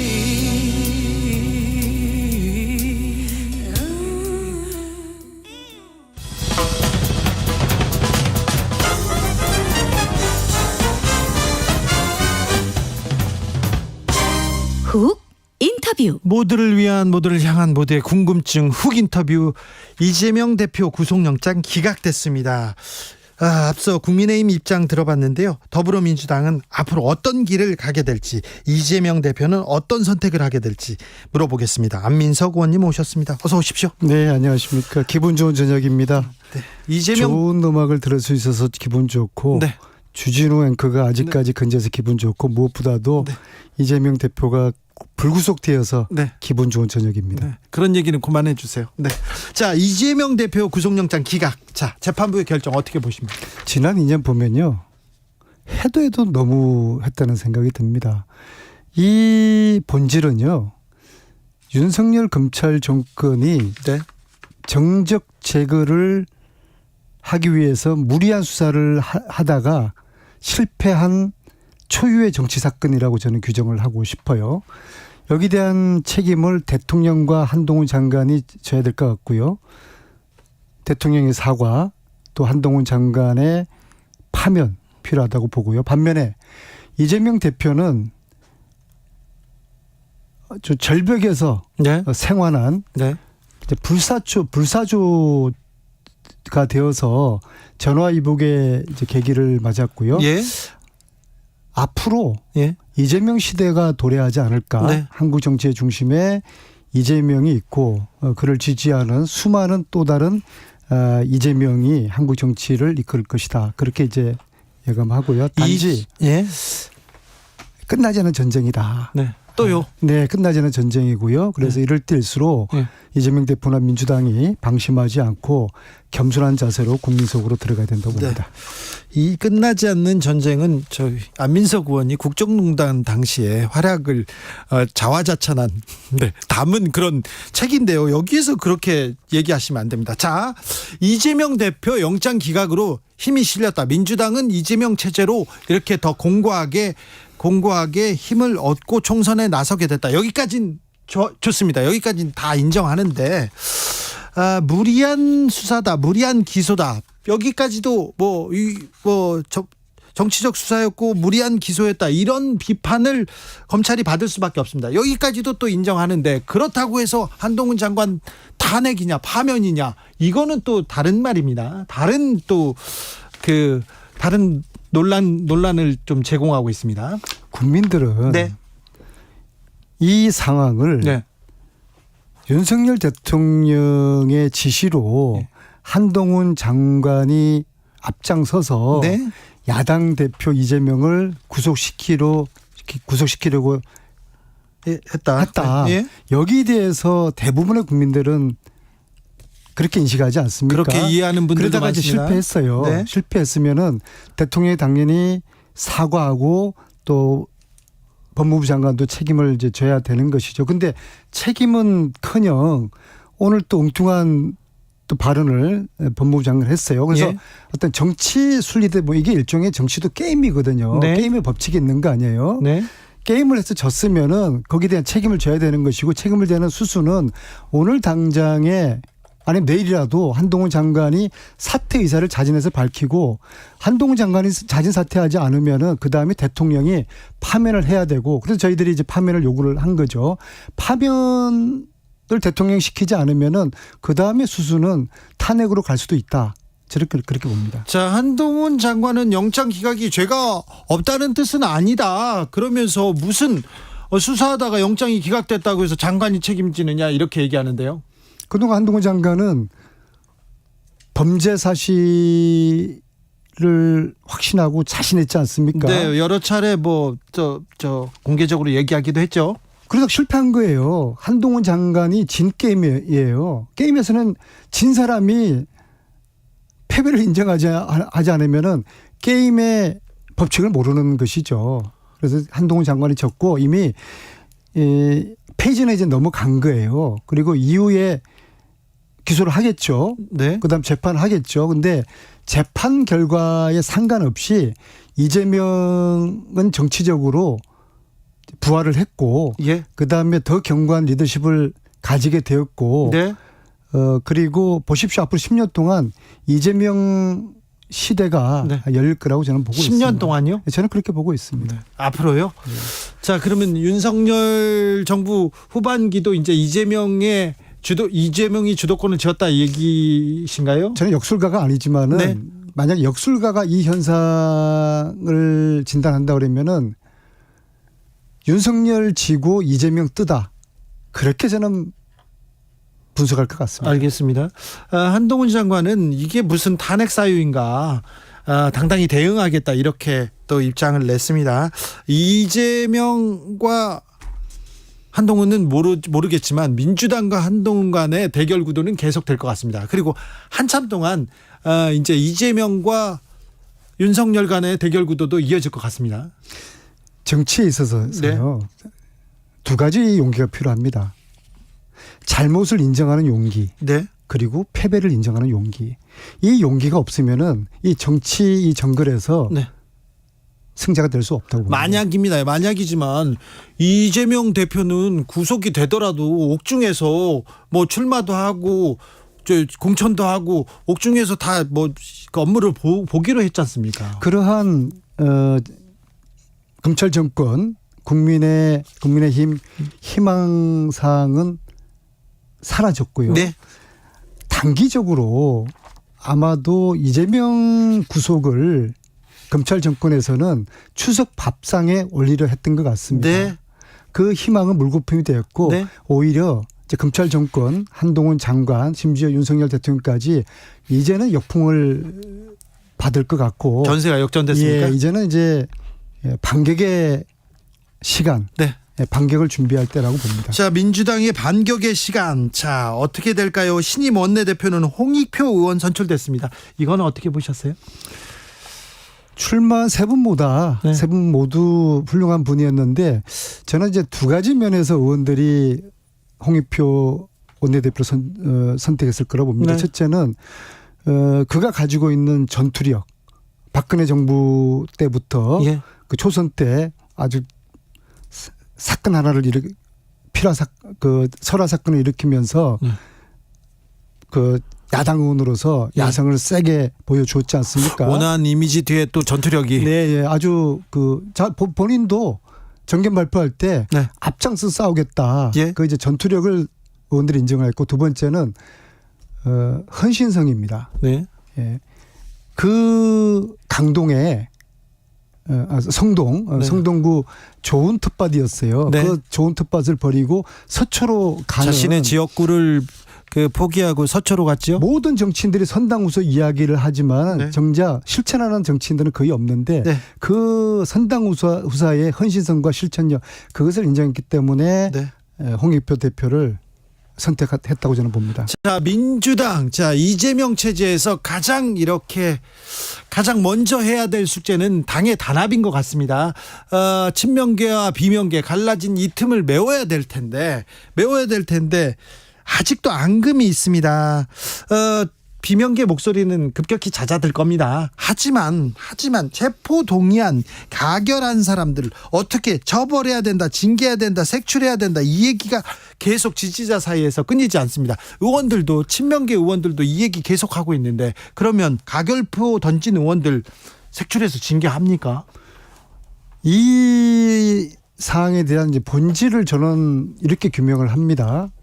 차도살인 정치라고 규정을 합니다. 차도살인이요? 예, 예. 네. 남의 칼을 빌어서 상대를 목에 치는 거 아니겠어요? 그러니까 국민의 힘을 빌어서 네. 가결파들이 당 대표를 끌어내리려고 했던 초유의 정치 사건이라고 봅니다. 그런데요. 불체포 특권 하면서 체포 동의안 가결표 던지겠다. 체포 동의안 불체포 특권 내려놓겠다고는 이재명 대표도 얘기했고 민주당의 혁신한 1호가 불체포 특권 내려놓는 거 아니었어요. 근데 왜 갑자기 주 기자님 네. 묻고 싶습니다. 지금이 네. 평시입니까 전시입니까? 저는 지금의 한국 정치는 네. 정치가 실종된 전쟁터에서 우리 정치인들이 있다고 봅니다. 총성 없는 전쟁이 여야 간에 지금 벌어지고 있다고 의원님 보거든요. 3개월 만에 전쟁이 났습니까? 그전에는 정치검찰 아니었습니까? 3개월 지금 정치검찰의 무도한 영장에 대해서 막아서야 된다고 했는데 3개월 전에도 정치검찰이라고 하시잖아요. 전쟁의 수위가 갈수록 지금 악화되고 있죠. 예. 그래서 평시에 이야기했던 평시의 어떤 정치적인 논리나 정치적인 어법, 화법으로는 네. 이 전시에 통하지는 않는다. 그래서 당에서 전쟁에 걸맞는 전쟁에서도 전쟁에 걸맞는 법이 있는 거예요. 법과 원칙이 있는 거예요. 저는 그래서 이 총성 없는 전쟁이 벌어지고 있는 이 시기에 예. 이 상황을 잘 봐야 된다. 자, 그래서 당에서 부결로 이렇게 뜻을 모았어요. 그래서 부결될 것이라고 했습니다. 원내대표도 박광원 원내대표도 부결을 이렇게 호소했고요. 그런데 가결표를 던져서 체포동의안이 가결됐습니다. 그래서 지금 색출해서 징계합니까? 그래서 네. 이 차도살인에 가담한 의원들 네. 있어요. 네. 30명으로 추정되죠. 근데 네. 무기명이었기 때문에 이것을 색출을 하기에는 참 난감해요. 그렇죠. 그런데 한 5분 정도는 본인 네. 스스로가 커밍아웃을 했어요. 예, 제가 했다고 했죠. 그리고 잘못했다는 반성이 없어요. 예. 그러면은 이 차도살인에 대해서 이것을 덮고 갈 것인가? 네. 아니면 네. 정치적인 책임을 물어야 될 것인가? 당원들은 정치적인 책임을 물어야 된다는 목소리가 굉장히 커요. 저도 그 목소리가 저는 일리가 있다고 생각하거든요. 네, 당원들은 그렇게 외치는데. 네. 저 역시 마찬가지 공감을 합니다. 네. 이 초유의 사태에 대해서 이걸 그냥 듣고 갈 수는 없다. 덮고 갈 수는 없어요. 예, 정치적인 책임을 묻는 방식은 다양한 방식이 있습니다. 네. 그래서 시기적으로는 지금 이제 강서구청장 보궐선거가 중요하지 않겠습니까? 네. 이번 이재명 대표의 불구속에 따른 민심, 추석 민심이 강서구청장 선거에서 나타날 거라고 보거든요. 네. 그래서 구청장 선거까지는 네. 강서 선거까지는 저희들이 이 문제를 일단 덮어두고 네. 그러나 그냥 덮어둘 수는 없다. 그리고 강서구청장 선거가 끝나면은 이 문제에 대한 정치적인 책임을 묻는 것이 당으로서 당의 질서와 기강을 세우는 차원에서도 필요하다. 그리고 그분들은 말이에요. 대체적으로 그동안 당대표를 향해서 끊임없이 좀 내부 총질을 해왔던 분들이에요. 상습적으로. 근데 이걸 그대로 둔다는 것은 당의 기강이 안 서는 거죠. 당나라 군대가 되는 겁니다. 근데 민주당을 위해서, 민주주의를 위해서 다른 얘기를 할 수도 있는 거 아닙니까? 근데 이견이 나왔다. 당대표에 대한 비판이 있었다고 해서 이렇게 징계까지 가야 됩니까? 가요불급이죠. 네. 그러니까 국힘에서 이현주 의원을 네. 징계했지 않습니까? 당은 그래야 되는 거예요. 그래요? 네. 그 저희 쪽에서는 여러 명이 예. 상습적으로 이런 식으로 이 내부 총질을 예. 당대표 흔들게 하는 이런 것에 저는 더 이상 이걸 용납하는 것은 당의 기강의 문제라고 보고요. 예. 저는 그렇게 봅니다. 한국의 정치는 9월 22일 이재명 대표의 불구속 이전과 이후로 나눈다고 보거든요. 예. 한국 정치의 새 판이 짜여진다고 저는 보고 있어요. 그래서 민주당의 내부 질서도 내부 문화도 그다음 혁신조차도 네. 혁신할 건 과감하게 하고 내부의 질서도 정확하게 정립하는 게 필요하다고 봅니다. 그렇습니까? 4936님, 국민들은 전쟁도 정쟁도 아닌 민생을 원합니다. 얘기했는데, 자, 이제 민주당이 민생을 주도하는, 그리고 또 국민 경제를 챙기는 그런 정책으로 국민들 앞에 다가올 수 있을까요? 그것뿐만 아닙니다. 네. 두 마리의 토끼를 잡아야 됩니다. 먹고 사는 문제, 네. 민생 챙겨야 되는 것이고요. 네. 이거는 국정감사 때 저희들의 실력을 보여줘야 됩니다. 그렇죠. 유능한 민주당의 모습을 보여주고 네. 또 다른 중요한 한 축이 있습니다. 검사 정권과 똘똘 뭉쳐서 싸워야 되는 겁니다. 네. 다녀보면요. 가장 많이 듣는 이야기가 너희들 제대로 못 싸고 뭐하냐. 네. 사실 민생 챙겨달라는 이야기보다도 네. 저 무도한 정권에 민주당이 좀 제대로 맞서 싸워달라. 네. 투쟁을 해달라는 겁니다. 야당답게. 네. 그래서 투쟁과 민생 이 두 마리의 토끼를 동시에 잡으면서 민주당이 국민들의 가슴 속으로 파고 들어가는 이게 중요한 게요. 네. 이미 저는 국민들은 윤석열 정권에 대해서 등을 돌렸다고 봅니다. 그런데 네. 그 등 돌린 민심이 민주당으로 오고 있지 그렇죠. 않잖아요. 그게 문제죠. 그것을 민주당으로 오게 하는 것이 네. 어떤 야당으로서 검찰 정권과 맞서 싸우는 네. 투쟁성, 네. 그다음에 국민의 먹고 사는 민생 문제를 제대로 챙기는 네. 민생 챙기기, 네. 그 두 마리 토끼를 동시에 잡고 그리고 여기에 중심에 이재명 대표가 리더십을 발휘하고 네. 우리 국회의원들이 특히 국정감사 때 실력과 능력을 보여주는 것이 필요하다고 봅니다. 이제까지 민주당과 다른 모습을 볼 수 있습니까? 달라야죠. 달라야 지금은 돼요. 민주당이 예. 고루하고 노쇠하고 예. 상대적으로 덜 도덕적이고 네. 그런 지금 이미지거든요. 그런 그래서 모습도 좀 보였어요. 네. 그러니까 9월 22일 기준으로 전과 후로 나눈다 가지 않습니까? 네. 이제는 우리가 정신 바짝 차려야 됩니다. 네. 끝나지 않은 전쟁이라고 그러지 않습니까? 네. 이재명 대표의 불구속으로 우리가 방심하면 큰일 납니다. 네. 국민들이 다시 저희들에게 실망을 합니다. 네. 겸손하면서 네. 국민들의 마음을 얻을 수 있는 그런 민주당이 돼야 되고 네. 혁신하고 통합하는 그런 노력을 동시에 또 해야 되는 것이죠. 민주당을 떠나서요. 먼저 윤석열 정부 뭘 하는지 모르겠다, 잘 못한다 이렇게 목소리가 높아요. 그런데 민주당에 대해서도 곱지 않은 시선. 네, 알고 있는데. 알고 있습니다. 네, 네. 잘 알고 있죠. 네. 네. 이제는 달라진다고 하니까 좀 믿어보겠습니다.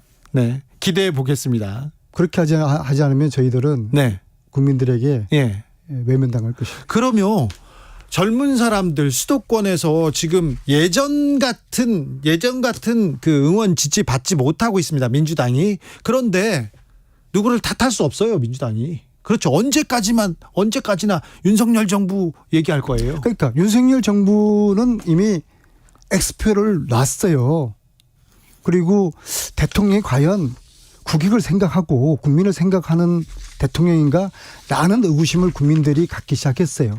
후쿠시마 방류수 오염수 방류에도 한마디 말도 못하고 네. 홍범도 장군 흉상을 철거한다고 대통령으로부터 현 정권으로부터 이미 돌아섰어요. 그런데 민주당에 대해서는 여전히 의문부호 세모인 것입니다. 네. 이게 저희들의 이제 과제입니다. 이 네. 민주당에 대한 의문부호 세모를 동그라미로 만들어내는 거 이건 저희들의 역할이라고 봅니다. 네. 이균용 대법원장 후보자 그리고 장관 3명 후보자의 청문회가 지금 열리기 시작했습니다. 그런데 왜 이런 분들을 이렇게 임명하려고 하지 국민의 눈높이 상식에서는 크게 떨어집니다. 근데 민주당에서 좀 막아주세요 이런 목소리 계속 나옵니다. 그 전에도 이 사람은 적임자가 아니다. 이 사람은 절대 낙마시키겠다고 했는데 못 시켰잖아요. 대통령께서 네. 좀 생각을 바꾸셔야 됩니다. 대통령이요? 첫째로요. 네. 이번 9월 22일 날 이후로 네. 야당 대표 이재명을 만나지 않겠다고 하는 생각부터 바꾸셔야 됩니다. 제가 최근에 국정감사에서 국무총리에게 네. 대통령하고 자주 독대하냐, 일주일에 한 번씩 독대한다. 이재명 야당 대표 만나라는 이야기 해봤냐, 해봤는데 그럴 생각이 없었다. 네, 그럴 생각이 없다고 한다는 거거든요. 이제는 그런 생각을 바꿔야 됩니다. 그래서 야당 대표부터 만나서 아니 의원님 사람이 잘 안 바뀌어요. 아니 그러니까 9월 20일 네. 그러니까 전후로 안 온다니까요. 네. 그래서 이제 야당 대표를 만나서 대통령께서 이 실종된 정치를 복원하는데 앞장서 줘야 됩니다. 그렇게 하면 야당도 협조를 하겠습니다. 아니요. 복원하려고 앞장서지 않으면요. 대통령이 그렇게 제가 지금 제안하죠. 새로운 판이 짜여졌다고 지금 네. 말씀하지 않습니까? 만약에 그래서 그렇게 대통령께서도 새로운 인식, 새로운 정치 프레임을 가지셔야 되고요. 그다음에 두 번째로 지금 세 분의 지금 장관 후보자들 있지 않습니까? 네. 국방부 장관 후보 어떻게 이완용을 민족의 역적 이완용을 옹호합니까?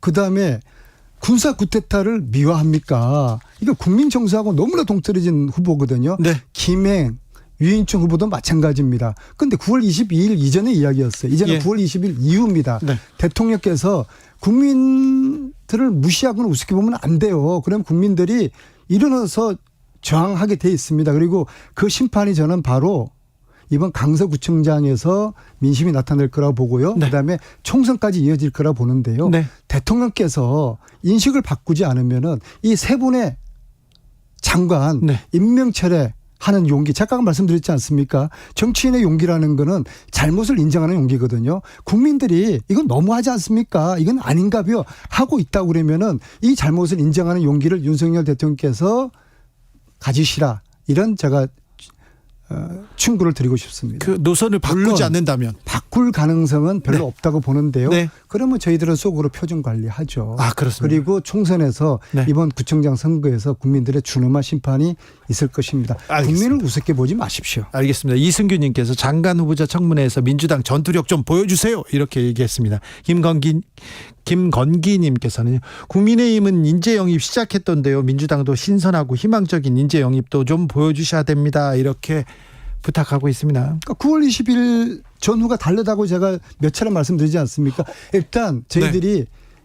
윤석열 대통령에게 변화를 기대하기 앞서가지고 네. 민주당부터 변화하고 변화하겠다. 혁신하는 정말 한골탈퇴하는 민주당, 네. 그런 모습, 그리고 그 중심에 불사조 이재명 대표가 있어야 된다고 생각합니다. 알겠습니다. 민주당이 혁신하고 다시 태어나겠다. 이 약속하셨습니다. 혁신하고 통합하겠습니까? 네, 네. 네.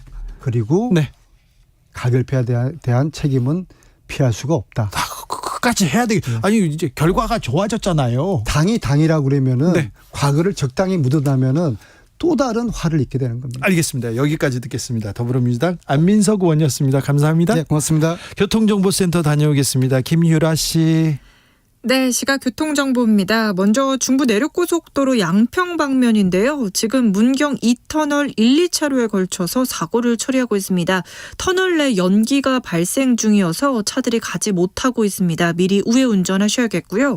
반대 창원 쪽으로는 여주분기점부터 감곡 부근, 그리고 문경 세제터널 부근에서 문경 휴게소까지 18km 극심한 정체입니다.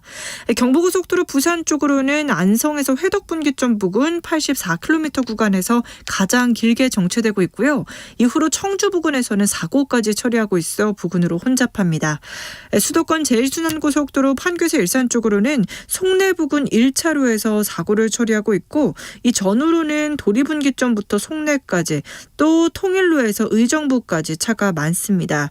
서해안고속도로 서울 방면은 서평택 분기점에서 화성 휴게소 부근, 또 팔탄 분기점에서 팔곡터널까지 10km 이상씩 정체되고 있습니다.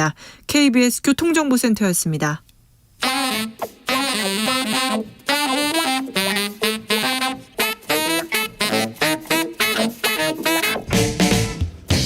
세계는 넓고 이슈는 많다. 우리의 시야를 국제적으로 넓혀 보겠습니다. 국내 뉴스, 국제 이슈 다 덤벼라. 지금은 글로벌 시대. 국제적 토크의 세계로 들어가 보겠습니다. 군사 외교 안보 전문가 김종대 전 의원. 안녕하십니까. 세계적인 평론 스케일 임상훈 인문결 연구소장, 어서 오세요. 안녕하십니까. 네. 어제 국군의 날 시가행진이 있었습니다. 어찌 보셨습니까, 김종대 의원님? 예, 일단은 성남에서 국군의 날 행사가 있고 이어서 네. 오후에 그 광화문 일대에서 네. 시가행진이 있었어요. 네. 참으로 오랜만에 보는 시가행진입니다. 네, 그렇습니다. 과거에 그 이명박 대통령 때인가 네. 한 번 있었던 것 같은데 네. 보니까 저는 제가 군사 전문가라 그런지 몰라도 일단 육해공군을 보면 나는 가슴은 뭉클해요. 아, 그래요? 네. 그리고 많이 성장했구나. 아, 그래요? 예, 그리고 올해가 한미동맹 70주년 해고. 네. 그래서 주한미군 장병들이 이번에 시가행진에 참여한 것도. 그러니까요. 이것도 처음 보는 광경이에요. 아, 네. 의미가 있군요. 예, 그동안에 우리 군이 얼마나 방황과 아픔을 많이 겪었습니까? 또 최근에 최수근 상병 건이라든가 네. 그 전에 이해람 중사 사건, 이런 어떤 아픔이 있는 가운데서도 우리 청년 장병들이 무럭무럭 성장하는구나. 네. 그래서 참 대견함을 금할 수가 없습니다. 윤 대통령 시민들과 국군의 날 시가행진 역대 대통령 최초라면서 의미를 부여하더군요. 그런데 그 시가행진에 이제 심지어는 같이 걷는 장면도 나오거든요. 네. 그리고 단상으로 올라가셨어요, 대통령이. 근데 이건 조금 과했다고 보여져요. 네. 이 국군 통수권자는 그런 어떤 대열에 있는 존재가 아닙니다. 전체 전쟁을 지도하고 네. 또 국가의 안위를 책임지는 존재이기 때문에 조금 더 거리를 두는 게 저는 옳았다고 보고요. 네, 뭐 그럼에도 불구하고 이왕 이거 시가행진을 하려면은 이제는 조금 축제 분위기로 바꿨으면 좋겠다. 이 오와 열을 맞춰 행진하는 건 자유민주주의 국가에서는 이런 행사가 거의 없거든요. 이건 이제 그 권위주의 국가에서 있는 열병식에 많이 등장하는 모습이기 때문에. 근데 또 군인이 줄을 안 맞출 수도 없잖아요. 그런데 주한미군 보십시오. 그 미군들 보면은 발도 안 맞고 오와 열도 안 맞아요. 아, 그렇더라고요. 군국주의하고. 예. 근데 너무 이렇게 외형적으로 이렇게 보여주는 거는 그 북한식 열병식에 가깝단 말이죠. 그러니까 이런 부분도 있지만은 이젠 디지털이고 21세기입니다. 네. 그런 만큼 자유민주주의 사회에서는 이제 시민 참여형의 그야말로 진짜 축제로 한번 바꿔보면 어떨까. 네. 그런 아쉬움은 좀 갖게 되네요. 주한미군이 참여했다. 그리고 또 여러 메시지도 좀 냈어요. 네. 그러니까 해외 외신들도 많이 나왔고요. 네. 그런데 로이터 통신에서는 이례적인 일로 약간 그 좀 이상하게 보더랬는데 살짝 기분이 안 좋아요. 외신들이 그 이례적이라는 표현을 굉장히 많이 썼죠. 네. 보기 드문 퍼레이드가 펼쳐졌다. 이게 로이터 보도 내용입니다. 그러니까 이 보기 드문다는 건 민주주의 국가에서는 이런 게 없다는 얘기예요. 무력 시위를 하면 이게 막 국민들이 든든해지고 막 자신감이 막 샘솟고 꼭 그렇지는 않잖아요. 그런 면도 있고. 프랑스 공영 팀 방송에서는 그런 표현이 나오더라고요. 그 북한에서 주로 볼 수 있는 그런 장면이 남한에서 나왔다. 이렇게 나오면서 그러니까 지금 좀 말씀 나눈 것처럼 그 열병식이라는 것이 그 군사 퍼레이드가 사실 원래는 그 군이 얼만큼 군기를 갖추고 있는지를 검열하는 거기서 출발을 했었죠, 원래는. 네. 근데 지금은 어떻게 보면 프로파간다. 네. 우리는 이런 무기를 이런 군을 가지고 있다라는 걸 대외적으로 과시하는 용도로 더 많이 사용이 되는데 조금 전에 줄 맞춰가는 이 얘기도 했습니다마는 전 세계에 뭐 군사 퍼레이드가 많이 있죠. 많이 있는데 그 비교를 해보면 차이가 크게 있어요. 예를 들어서 중국, 북한, 러시아 이런 국가들은 줄 정말 잘 맞춥니다. 너무 놀라게 잘 인형 같죠? 로봇 같이. 다리 특히 맞추는 거 보면 기가 막히죠. 네. 다리 네. 우리나라는 과거에 이제 그 원래 옛날 그 우리나라도 이제 그런 좀 전체주의적인 그런 그 색깔이 있을 때 우리는 주로 이렇게 팔로 이렇게 많이 맞췄죠. 근데 군대에 가보셨던 분은 아실 겁니다. 이 제식 훈련, 이 검열, 이 퍼레이드 연습이 제일 힘들어요. 그렇다면 차라리 각개전투하고 유격하고 말지. 진짜 이거 맞추는 거 힘들거든요. 저 북한 취재 갔을 때 이런 그 장면을 본 적이 있었는데요. 처음엔 너무 놀라서 박수를 막 치다가요. 나중에는 슬퍼지고 눈물 나요. 그렇죠. 얼마나 고생했을까 저거. 맞습니다. 그래서 제가 이왕 퍼레이드를 하려면 앞으로 시민 참여형 축제형으로 한번 과감한 체질 개선을 해봐라. 네. 이런 데서 이제 군대 문화가 바뀌는 거예요. 네. 안 돼요. 저 전체주의 비판하셔가지고 대통령이 그건 안 됩니다. 그러니까는 네. 그 저기 주로 그 군사 퍼레이드가 민주주의 국가 하긴 합니다. 네. 근데 이제 차이가 있는 것이 예를 들어서 민주주의 소위 우리가 부르는 그런 국가들 중에서 군사 퍼레이드가 제일 유명한 데가 프랑스예요. 그렇죠. 프랑스 같은 경우에는 그 혁명 기념일 날 그 군사 퍼레이드를 하는데 이제 예를 들어서 그 흔히 우리가 말하는 어떤 그 전체주의 국가하고 다른 약간 차이점이 보이긴 보여요. 뭐냐면은 시민 중심이라는 거죠. 그러니까는 보통 조금 전에 말씀드린 것처럼 원래 군사 퍼레이드가 검열을 받는 그런 그 군사의 그 수권자가 위에서 이렇게 이제 내려다보는 그런 게 아니고 샹젤리제 거리에서 대통령이 기다려요. 그러면 그 시민군 역할을 하는 그런 그냥 민간인들 참석을 해요. 이 행진하는. 그러면서 이렇게 쭉 오면서 거기서 대통령이 맞이하는 그런 형식으로 펼쳐지거든요. 그렇기 때문에 이제 그런 그 군국주의적인 그런 행사하고 좀 차이가 있죠. 저 어제 공개된 무기 혹은 또 다른 메시지 중에 이렇게 좀 기억에 남는 게 있습니까?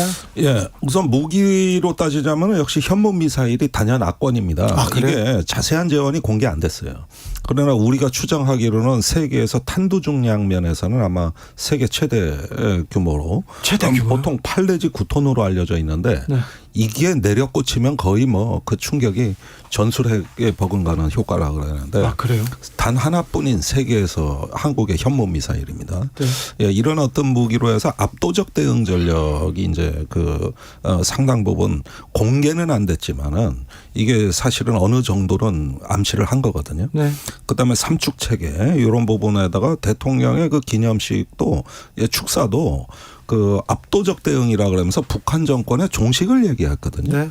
근데 여기에서 좀 우리가 짚어봐야 될 건 이거예요. 북한의 핵의 반드시 실전에서 사용된다는 가정과 전제가 자주 나오고 있어요. 그게 좀 위험한 발언인 것 같아요. 그러니까 이런 부분은 그러면 옛날에 미소가 갈등이 있을 때 어떤 분쟁이 일어나면 소련이 반드시 핵무기를 쏩니다. 이렇게 미국 대통령이 얘기할 수는 없는 거 아니에요. 네.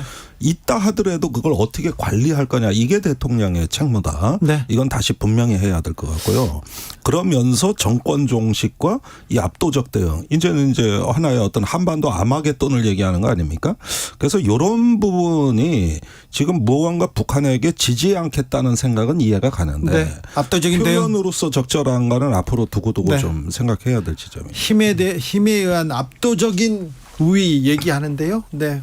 국군의 날이어서 더 강한 발언이 나왔나 이런 생각도 해봅니다. 1319님께서 10년 만에 우리 대통령 장병들에게 자부심, 용기, 희망을 주기 위해서 같이 걸었다고 합니다. 네. 좋게 봐야 된다고 얘기하기도 하는데 그런 분들도 많습니다. 자, 그런데요. 시진핑 중국 국가주석이 방한을 할 가능성이 있습니다. 그런데 이 부분에 대해서 지금 엇갈리는 기사들이 굉장히 많이 나오고 있는데 많이 엇갈려요. 제가 여기서 말씀드리고 싶은 건 지금 중국이 구사하는 전략이 회색지대 전략이라는 거예요. 회색지대. 철저하게 그 모호성으로 나가고 있습니다. 네. 사실은 한미일 그 3국 안보 협력의 약한 지점을 노리고 들어오는 어떤 그 예리한 측면이 있는가 하면은 네. 그런가 하면 중국의 존재감을 계속 일깨워주고 네. 또 이러면서 여차하면은 한미일 중에 각계 접촉은 유지하겠다는 이런 어떤 그 상황입니다. 네. 그다음에 북러 그 접촉도 일견 견제하면서 또 관심을 표명하고 있는데 이게 전형적인 회색지대 전략이다. 뚜렷하지가 않다는 거예요. 그렇게 보면은 지금은 한중 간에 악재가 거의 없었습니다. 최근에 와가지고는 북한이 뭐 미사일 발사해서 유엔 안보리가 소집된 것도 아니고 네. 그렇다고 해서 한중 간에 막말이 오고 간 것도 아니고 네. 최근에 상황이 관리하기엔 괜찮은 상황인데 네, 최근에는요. 만약에 시진핑 국가주석이 방한한다 뭐 이런 소식이 들리고 다시 이렇게 어떤 대탕트 같은 분위기가 있을 것 같다 그럴 때 북한이 미사일 한 방 빵 쏴버리면 그래서 유엔 안보리 소집되면 이런 식으로 뭔가 악재 변수가 연말까지 계속 예상이 돼 있다는 거예요. 이럴 때 중국은 빨리 답을 안 줘요. 그래서 연내 정상회담은 전 열리기는 어렵다고 보고 네. 아마도 리창 그 국무원 총리 정도가 참석하는 정도의 회담은 가능하지 않을까. 정부에서 큰 소리 쳤는데요. 여기서 저는 그 중국 입장에서의 외교 전략을 좀 유심히 볼 수밖에 없는데요. 주로 그 외교 전략 가운데에서 상대국의 국내 정치를 이용하는 그런 외교 전략들이 많이 있습니다. 예를 들어서 이제 이스라엘 같은 경우도 미국 국내 정치를 이용을 해서 미국에 임한다든가 지금 현재 최근에 사우디아라비아가 역시 마찬가지로 그 미국의 국내 상황을 이용을 해서 그다음에 지금 그 전쟁 중인 그 우크라이나 전쟁과 관련해서도 마찬가지 미국이 차기 대선에서 어떤 그 공화당이 입장을 보이느냐 승리 가능성이 어느 쪽에 있느냐 이런 걸에 따라서 어떤 외교 전략을 세운다든가 이런 것들이 많이 있는데 국내에서 저는 우려스러운 것이 그 지난 정권, 현 정권 사이에서 이렇게 그 뭔가 중국의 시진핑 국가주석 방안을 어떤 외교적인 성과로 만들려고 하는 이런 경쟁 구도 이렇게 자꾸 흘러가는 이렇게 보여준단 말이죠. 중국 입장에서는 그러니까 굉장히 유리한 입장에서 접근할 수가 있다는 겁니다. 그럴 수 있네요. 네. 그래서 중국 입장에서는 그러니까는 현 정권에서 지난 정권에서 하지 못했지 않냐. 이번에는 우리는 한미일 이 동맹 관계 철저하면서도 중국과도 이렇게 하지 않느냐 이런 외교적 성과를 보여줄 수 있다는 그렇게 되면 굉장히 거기다 심혈을 쏟을 거란 말이에요. 그러니까요. 우리 정부가 그래서 시진핑 주석의 방안에 좀 목을 메고 그러니까 있는 모든 것처럼 것을. 그렇게 보여요. 네, 그렇게 작년과 올해 가장 달라진 분위기예요. 네. 작년에 중국에 대해서 거침없는 발언이 막 대통령 인터뷰에서도 막 나왔단 말이에요. 네. 그런데 올해 들어와서는 그게 좀 줄어들었고 한중일 그 정상회담에 대한 어떤 희망이 메시지로 발신이 됐다. 그런데 저는 여기서 그 캠프 데이비드 그 8월의 회담 한미일 정상회담이 네. 굳이 동맹이 아니라고 강조하면서 일단 한중일 얘기를 해왔던 게 지금 관리 국면이라고 봐요. 그런데 어제 빈센트 브룩스 전 주한미군 사령관이 깜짝 놀랄 말을 했습니다. CSIS 국제전략연구센터 국제교류재단 그 합동 행사에서 그 주한미군과 주일미군을 통합 운영하는 극동군 사령부라는 새로운 지휘 체계를 얘기했는데 주한미군하고 주일미군을 통합한다고요? 예, 그렇죠. 지휘 체계를 통합하는 건데 캡을 씌우는 거예요. 네?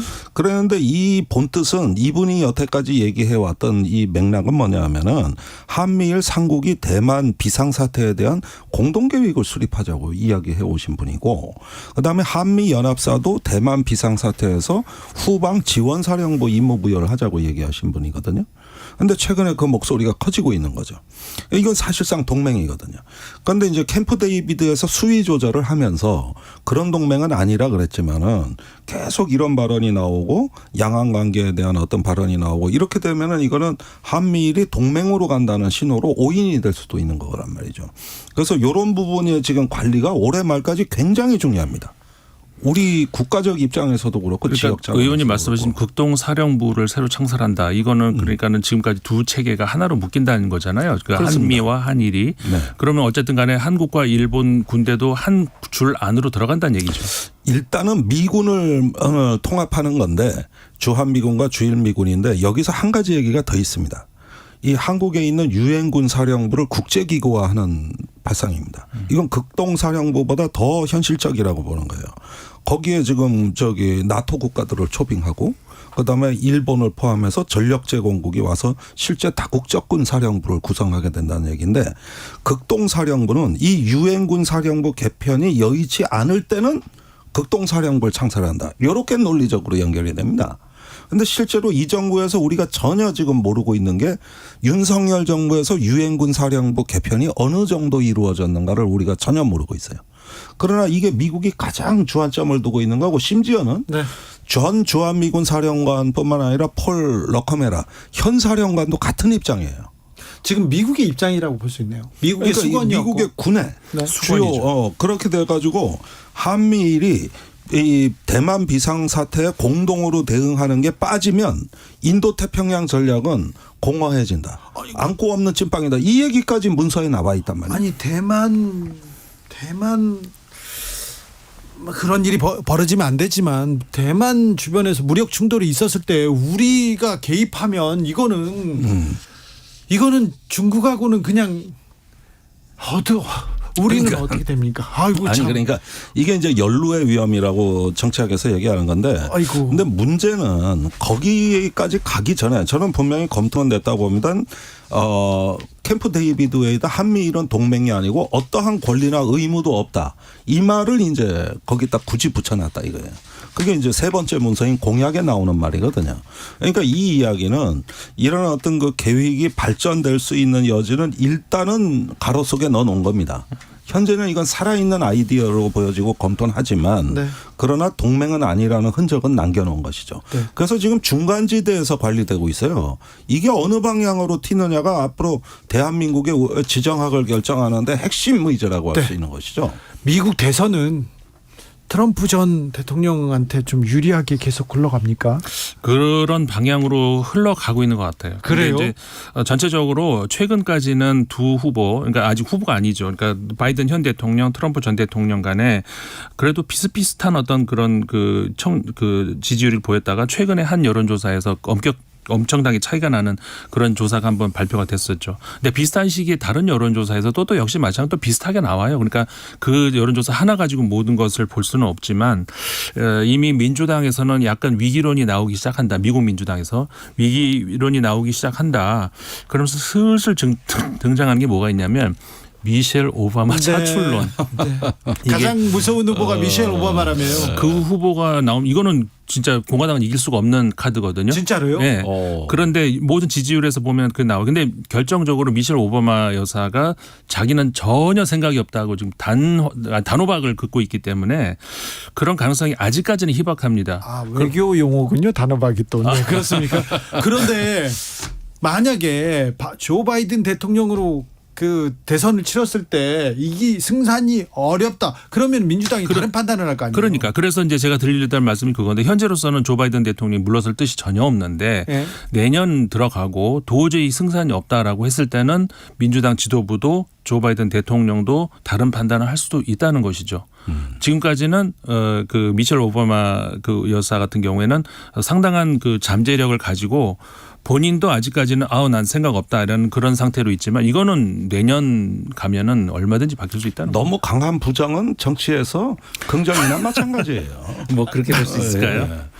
그런데 지금 미국에서 최근에 그 신보수주의 책들이 엄청나게 쏟아져 나오고 있어요. 어쨌든 반엘리트주의 네. 그러면서 저번 시간에 말씀드린 부족주의 성향에다가 종교, 가족을 중시하는 이런 어떤 굉장히 그 과거의 어떤 그 보수의 어떤 또 다른 일파들의 책들이 이게 한국으로 말하면 뉴라이트입니다. 네. 네. 미국판 뉴라이트가 지금 쏟아져 나오고 있거든요. 그래서 자유의 개념을 해체하는 이걸 반자유주의 혁명이라 그러거든요.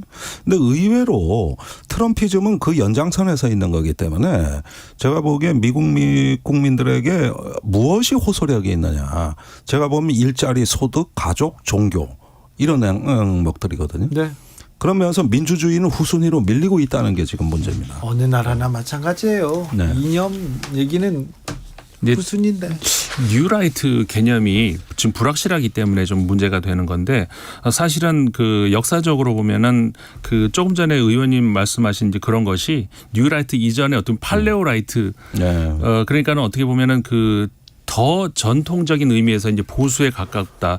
그런데 이제 그 뉴라이트 이후로 그러니까 부시 대통령 이후로 어떤 공화당의 큰 대세가 트럼프 대통령의 출연으로 인해 가지고 오히려 밀려나 버렸잖아요. 맞아요. 그런 어떤 측면이. 그러니까 그러니까 이번에 트럼프 이론이 더 단단해졌어요. 그러니까 예. 그런 신보수 논리가 더 단단해졌어요. 지지율도 단단해집니다. 지난 단단해지고 24일 공개된 워싱턴 포스트 ABC 방송 공동 진행한 여론조사 보니까요. 바이든 현 대통령의 지지율이 트럼프 전 대통령에 비해서 9%포인트 뒤지고 있는 걸로 나왔습니다.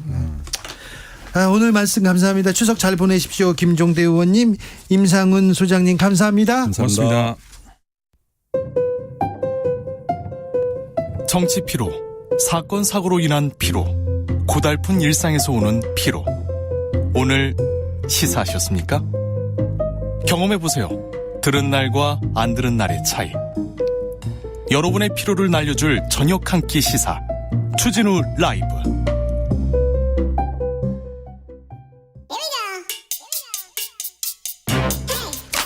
과학을 향한 진지한 고민, 과학가의 수다. 주진우 라이브 과학 선생님 이선호 엑소쌤입니다. 어서 오세요. 네, 반갑습니다. 자, 오늘은 어떤 수업입니까? 오늘은 사실 괴짜 과학자이자 사업가로 알려진 일론 머스크라는 유명한 분이 있죠. 네. 이분이 설립한 회사 중에서 이 뇌 컴퓨터 칩을 이식할 환자, 그러니까 이식을 해서 생각만으로 기계를 움직이고 뭔가 컴퓨터를 조정할 수 있는 그런 기술이 있습니다. 네. 근데 지금 전 세계 최초로 이 컴퓨터 칩을 뇌에 이식할 임상 환자를 모집한다는 기사가 나와서 공고를 했어요. 네, 그래서 지금 공고를 했고 일론 머스크가 연구 중인 이 뇌랑 뉴럴링크. 컴퓨터를 이제 연결하는 이 BCI 기술이라 하거든요. 네. 브레인 컴퓨터 인터페이스. 네. 이 기술에 대한 이모저모와 과학 이야기를 준비했습니다. 네. 요즘요, 학교에 있는 사람들, 그리고 미국에 있는 사람들, 외국에 있는 사람들 얘기하잖아요. 그럼 네. 거의 대부분 AI하고 이 뉴럴링크, 그렇죠. 이 BCI 기술 이 얘기를 합니다. 그러니까 매우 중요한 얘기니까 좀 잘 들으셔야 됩니다. 오늘 수업 매우 중요합니다. 네, 맞습니다. 나 경제, 주식 어떻게 잘 들어보세요. 자, 시작합니다. 네, 사실 여러분들도 한번 상상을 해보세요. 네. 이 평생을 온몸이 못 움직이지만 네. 그냥 의식만 있으면 어떨 것 같으세요? 너무 힘들겠죠. 굉장히 답답하겠죠. 네. 실제로 이런 케이스가 있는데 네. 대표적으로 이 근육이 점점 퇴화되어서 네. 심지어 혀나 아니면 눈알도 못 굴릴 정도가 돼버린 루게릭 환자분들이라던가 네. 그리고 식물인간 환자분들 중에서도 많이 있어요. 의식이 모든 사람이 없는 게 아니라요. 네. 실제로 식물인간 환자 케이스 중에서 약 40%의 식물인간들은 부분적 또는 전적으로 의식은 갖고 있지만 뇌 운동 중추가 이제 심각하게 손상이 되어서 네. 의사 표현을 못하는 분들도 있다고 지금 추정을 하고 있거든요. 네. 근데 정말 다행히도 이런 환자들의 생각을 읽을 수 있고 심지어 환자들이 생각하는 대로 스피커를 통해 말하거나 또는 기계를 통해서 움직일 수 있는 기술들이 나오고 있는데 네. 사실 이거에 대한 배경을 짧게 설명드리자면 우리 뇌는 끊임없이 무슨 생각을 할 때마다 네. 그 생각에 따라 각각의 독특한 뇌파가 나옵니다. 네. 근데 요즘엔 인공지능이 발달되어서 네. 이 모든 뇌파들을 분석해서 각각의 뇌파들이 어떤 생각을 가지고 있는 뇌파들인지 파악이 분석해냅니까? 지금 다 됐거든요. 됐어요? 네. 결국 파악이 되었다는 거 말 그대로 이 우리의 생각이 디지털화 되었다는 뜻이거든요. 네. 바꿔 말하면은 몸에 갇혀버린 의식으로 그치는 것이 아니라 이제는 이 디지털화된 개별적인 생각을 다양하게 세상 밖으로 표현할 수 있는 기술들이 나오고 있다라는 걸 시사하는 바입니다. 네. 그래서 이런 아이디어에서 개발된 기술이 바로 사람의 몸을 기계 장치에 연결해서 생각한 대로 기계를 움직이게 하는 기술, 이제 브레인 컴퓨터 인터페이스 BCI 기술이라고 볼 수 있는 거죠. 자, 그러면 제가 생각만으로 생각만으로 컴퓨터를 조정할 수 있다는 겁니까? 맞습니다. 그래요? 그래서 이게 당연히 그냥 재미로 하면 안 되겠죠. 네. 그래서 처음에 시도한 게 전신마비 환자분들이나 루게릭 환자분들 정말 필요한 분들을 대상으로 실험을 해봤습니다. 네. 그래서 전신마비 환자들을 대상으로 이제 커다란 전극 칩을 뇌에 심어서 그 칩을 인공기계 팔이나 다리에 연결해서 자기 생각한 대로 기계가 움직이는데 성공을 했거든요. 그래요? 네, 맞습니다. 근데 이 기존 장치는 전극이 너무 크고 두꺼워서 그 두꺼운 전극을 뇌에 심으려고 하니까 굉장히 위험하지 않습니까? 네. 그래서 이 많은 단점들이 있었는데 이번에 일론 머스크가 설립한 뉴럴링크라는 회사에서는 기존의 굵은 전극을 사용하지 않고 네. 머리카락 굵기의 10분의 1 사이즈까지 전극을 아주 얇게 줄였습니다. 네. 그 얇은 전극을 뇌에 심으니까 훨씬 안전하겠죠. 네. 그래서 이런 전극을 심는 것도 사람이 하지 않고요. 네. 인공지능 로봇이 자동화로 수술해준다. 그런 지금 기술까지 나왔습니다. 9909님께서 과학 시간에 머리에 칩을 심는다는 거 이걸로 이 기사로 아이들과 열띤 토론이 있었습니다. 있어야 돼요. 자, 머리에 칩을 심으면 컴퓨터를 네 머리에 이식할 수 있어. 너는 할 거야 말 거야. 여기부터 시작합니다. 또 네네. 윤리 철학 굉장히 많은 부분에서 이렇게 이 생각이 넓혀지는데요. 네. 자, 이 기술은 어디까지 왔습니까? 동물 대상으로 네. 실험이 거의 끝났다고요? 그렇죠. 동물 대상으로는 지금 우수하게 다 성공을 했고요. 다 성공했답니다. 대표적으로 수십 마리 원숭이를 대상으로 테스트를 했는데 이제 수술 로봇으로 원숭이 머리에 전극칩을 자동으로 심은 다음에 네. 원숭이가 원하는 대로 무선으로 생각만으로 컴퓨터로 조정할 수 있는지 테스트를 해봤고요. 해봤는데 자기의 생각만으로 원숭이가 생각보다 똑똑해서 게임을 할 줄 알아요. 게임이요? 그래서 게임도 하고요. 상상만으로. 네. 심지어 하반신 쪽으로 내려간 척수신경이 끊어져 버린 원숭이가 다리를 절거든요. 네. 못 움직입니다. 네. 근데 이렇게 그 뇌파라는 일종의 무선통신 움직임에 대한 정보를 출력해서 이 절단된 척수신경 아래쪽에 수신기를 달아서 무선으로 그 움직임에 대한 정보를 받았더니 못 움직이던 다리가 움직여요. 그래요? 네.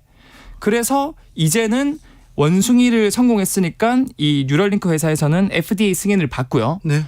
전 세계로 지금 척수 손상 환자나 루게릭병 환자를 모집해서 못 걷는 분들을 걷게 만들겠다. 네. 이런 것들을 지금 모집을 하고 있다고 합니다. 자, 근데 이 과학 기술이 이렇게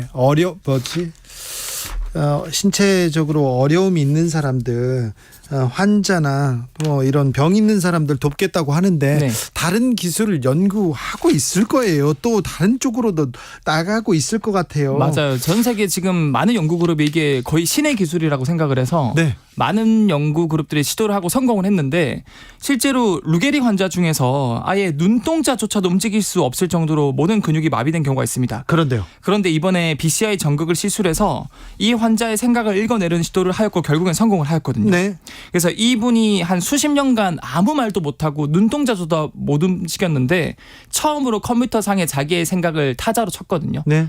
이제 생각을 옮겨서. 그랬대요. 첫 번째 문장이 뭐였을까요? 뭐라고요? 답답하니까 제발 자리 좀 바꿔달라고. 네, 그런 문장을 처음에 만들었고요. 네. 두 번째로 만든 문장이 뭐냐면 이분이 아들이 있었거든요. 네. 그래서 아들 내가 정말로 사랑한다. 근데 표현을 직접 입 밖으로 못해서 미안하다라는 문장을 만들었다고 해요. 말이 감동적입니다. 네. 앨런 머스크가 이 기술로 시각장애인들의 시력을 회복시키고 사지마비 환자 근육 운동 가능하게 할 수 있다 장담했습니다. 네네. 이분이 장담을 했다. 그러면 어느 정도까지 지금 실험에서 성과를 보고 있다. 이렇게도 분석이 좀 가능한데요. 네네. 자, 여기까지 왔다고요? 여기까지 왔다고요? 자, 그런데요. 아니, 생각을 이렇게 표현하는 것도 네, 굉장한 일입니다. 네. 그런데 활동을 못하는 사람 움직이게 할 수 있습니까? 이게 정말 한두 달 전에 네이처지에 대문짝만하게 결과가 나왔는데 네. 원숭이가 아니라 이제 하반신 마비로 12년간 전혀 몸을 못 움직이는 분이 있었습니다. 네.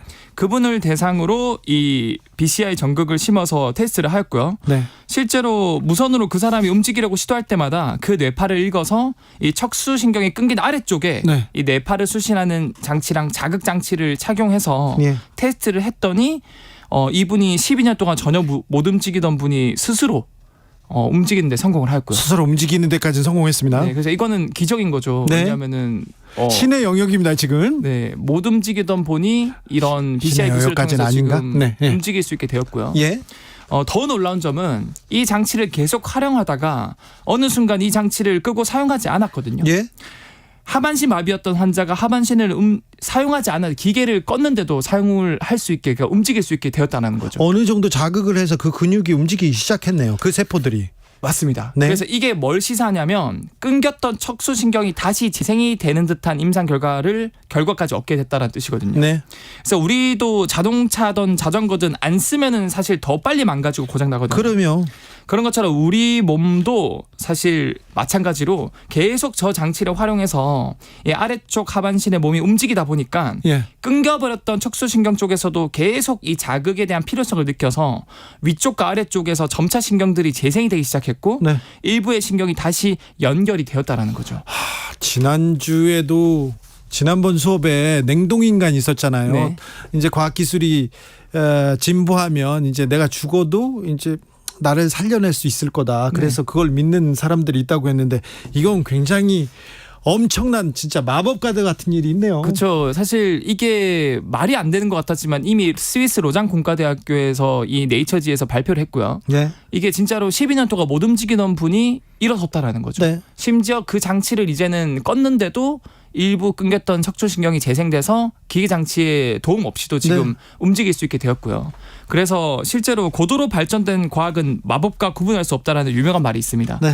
그래서 이런 BCI 기술을 통해서 다시 한번 이 문장이 맞고 전 세계적으로 좀 이런 힘든 장애를 가진 분들을 희망을 가질 수 있게 해주구나라는 걸 저도 많이 느꼈습니다. SF 영화가 현실이 되는구나. 모든 인간의 상상은 지금 기술로 구현되고 있구나. 이런 생각도 해봅니다. 네, 맞습니다. 1388님. 근데요, 머리에 칩을 심으면 세뇌도 쉬워지는 거 아닌가요? 이렇게 얘기하는데 이건 또 고민해야 할 대목입니다. 네, 맞아요. 근데 사실 이게 우리가 생각하는 이 인풋이 아니라 아웃풋은 쉽게 출력이 되지만 네. 바깥에서 뭔가를 인풋해서 조정을 하는 이런 기술은 아직 한계가 많아서 너무 걱정 안 하셔도 되고요. 네.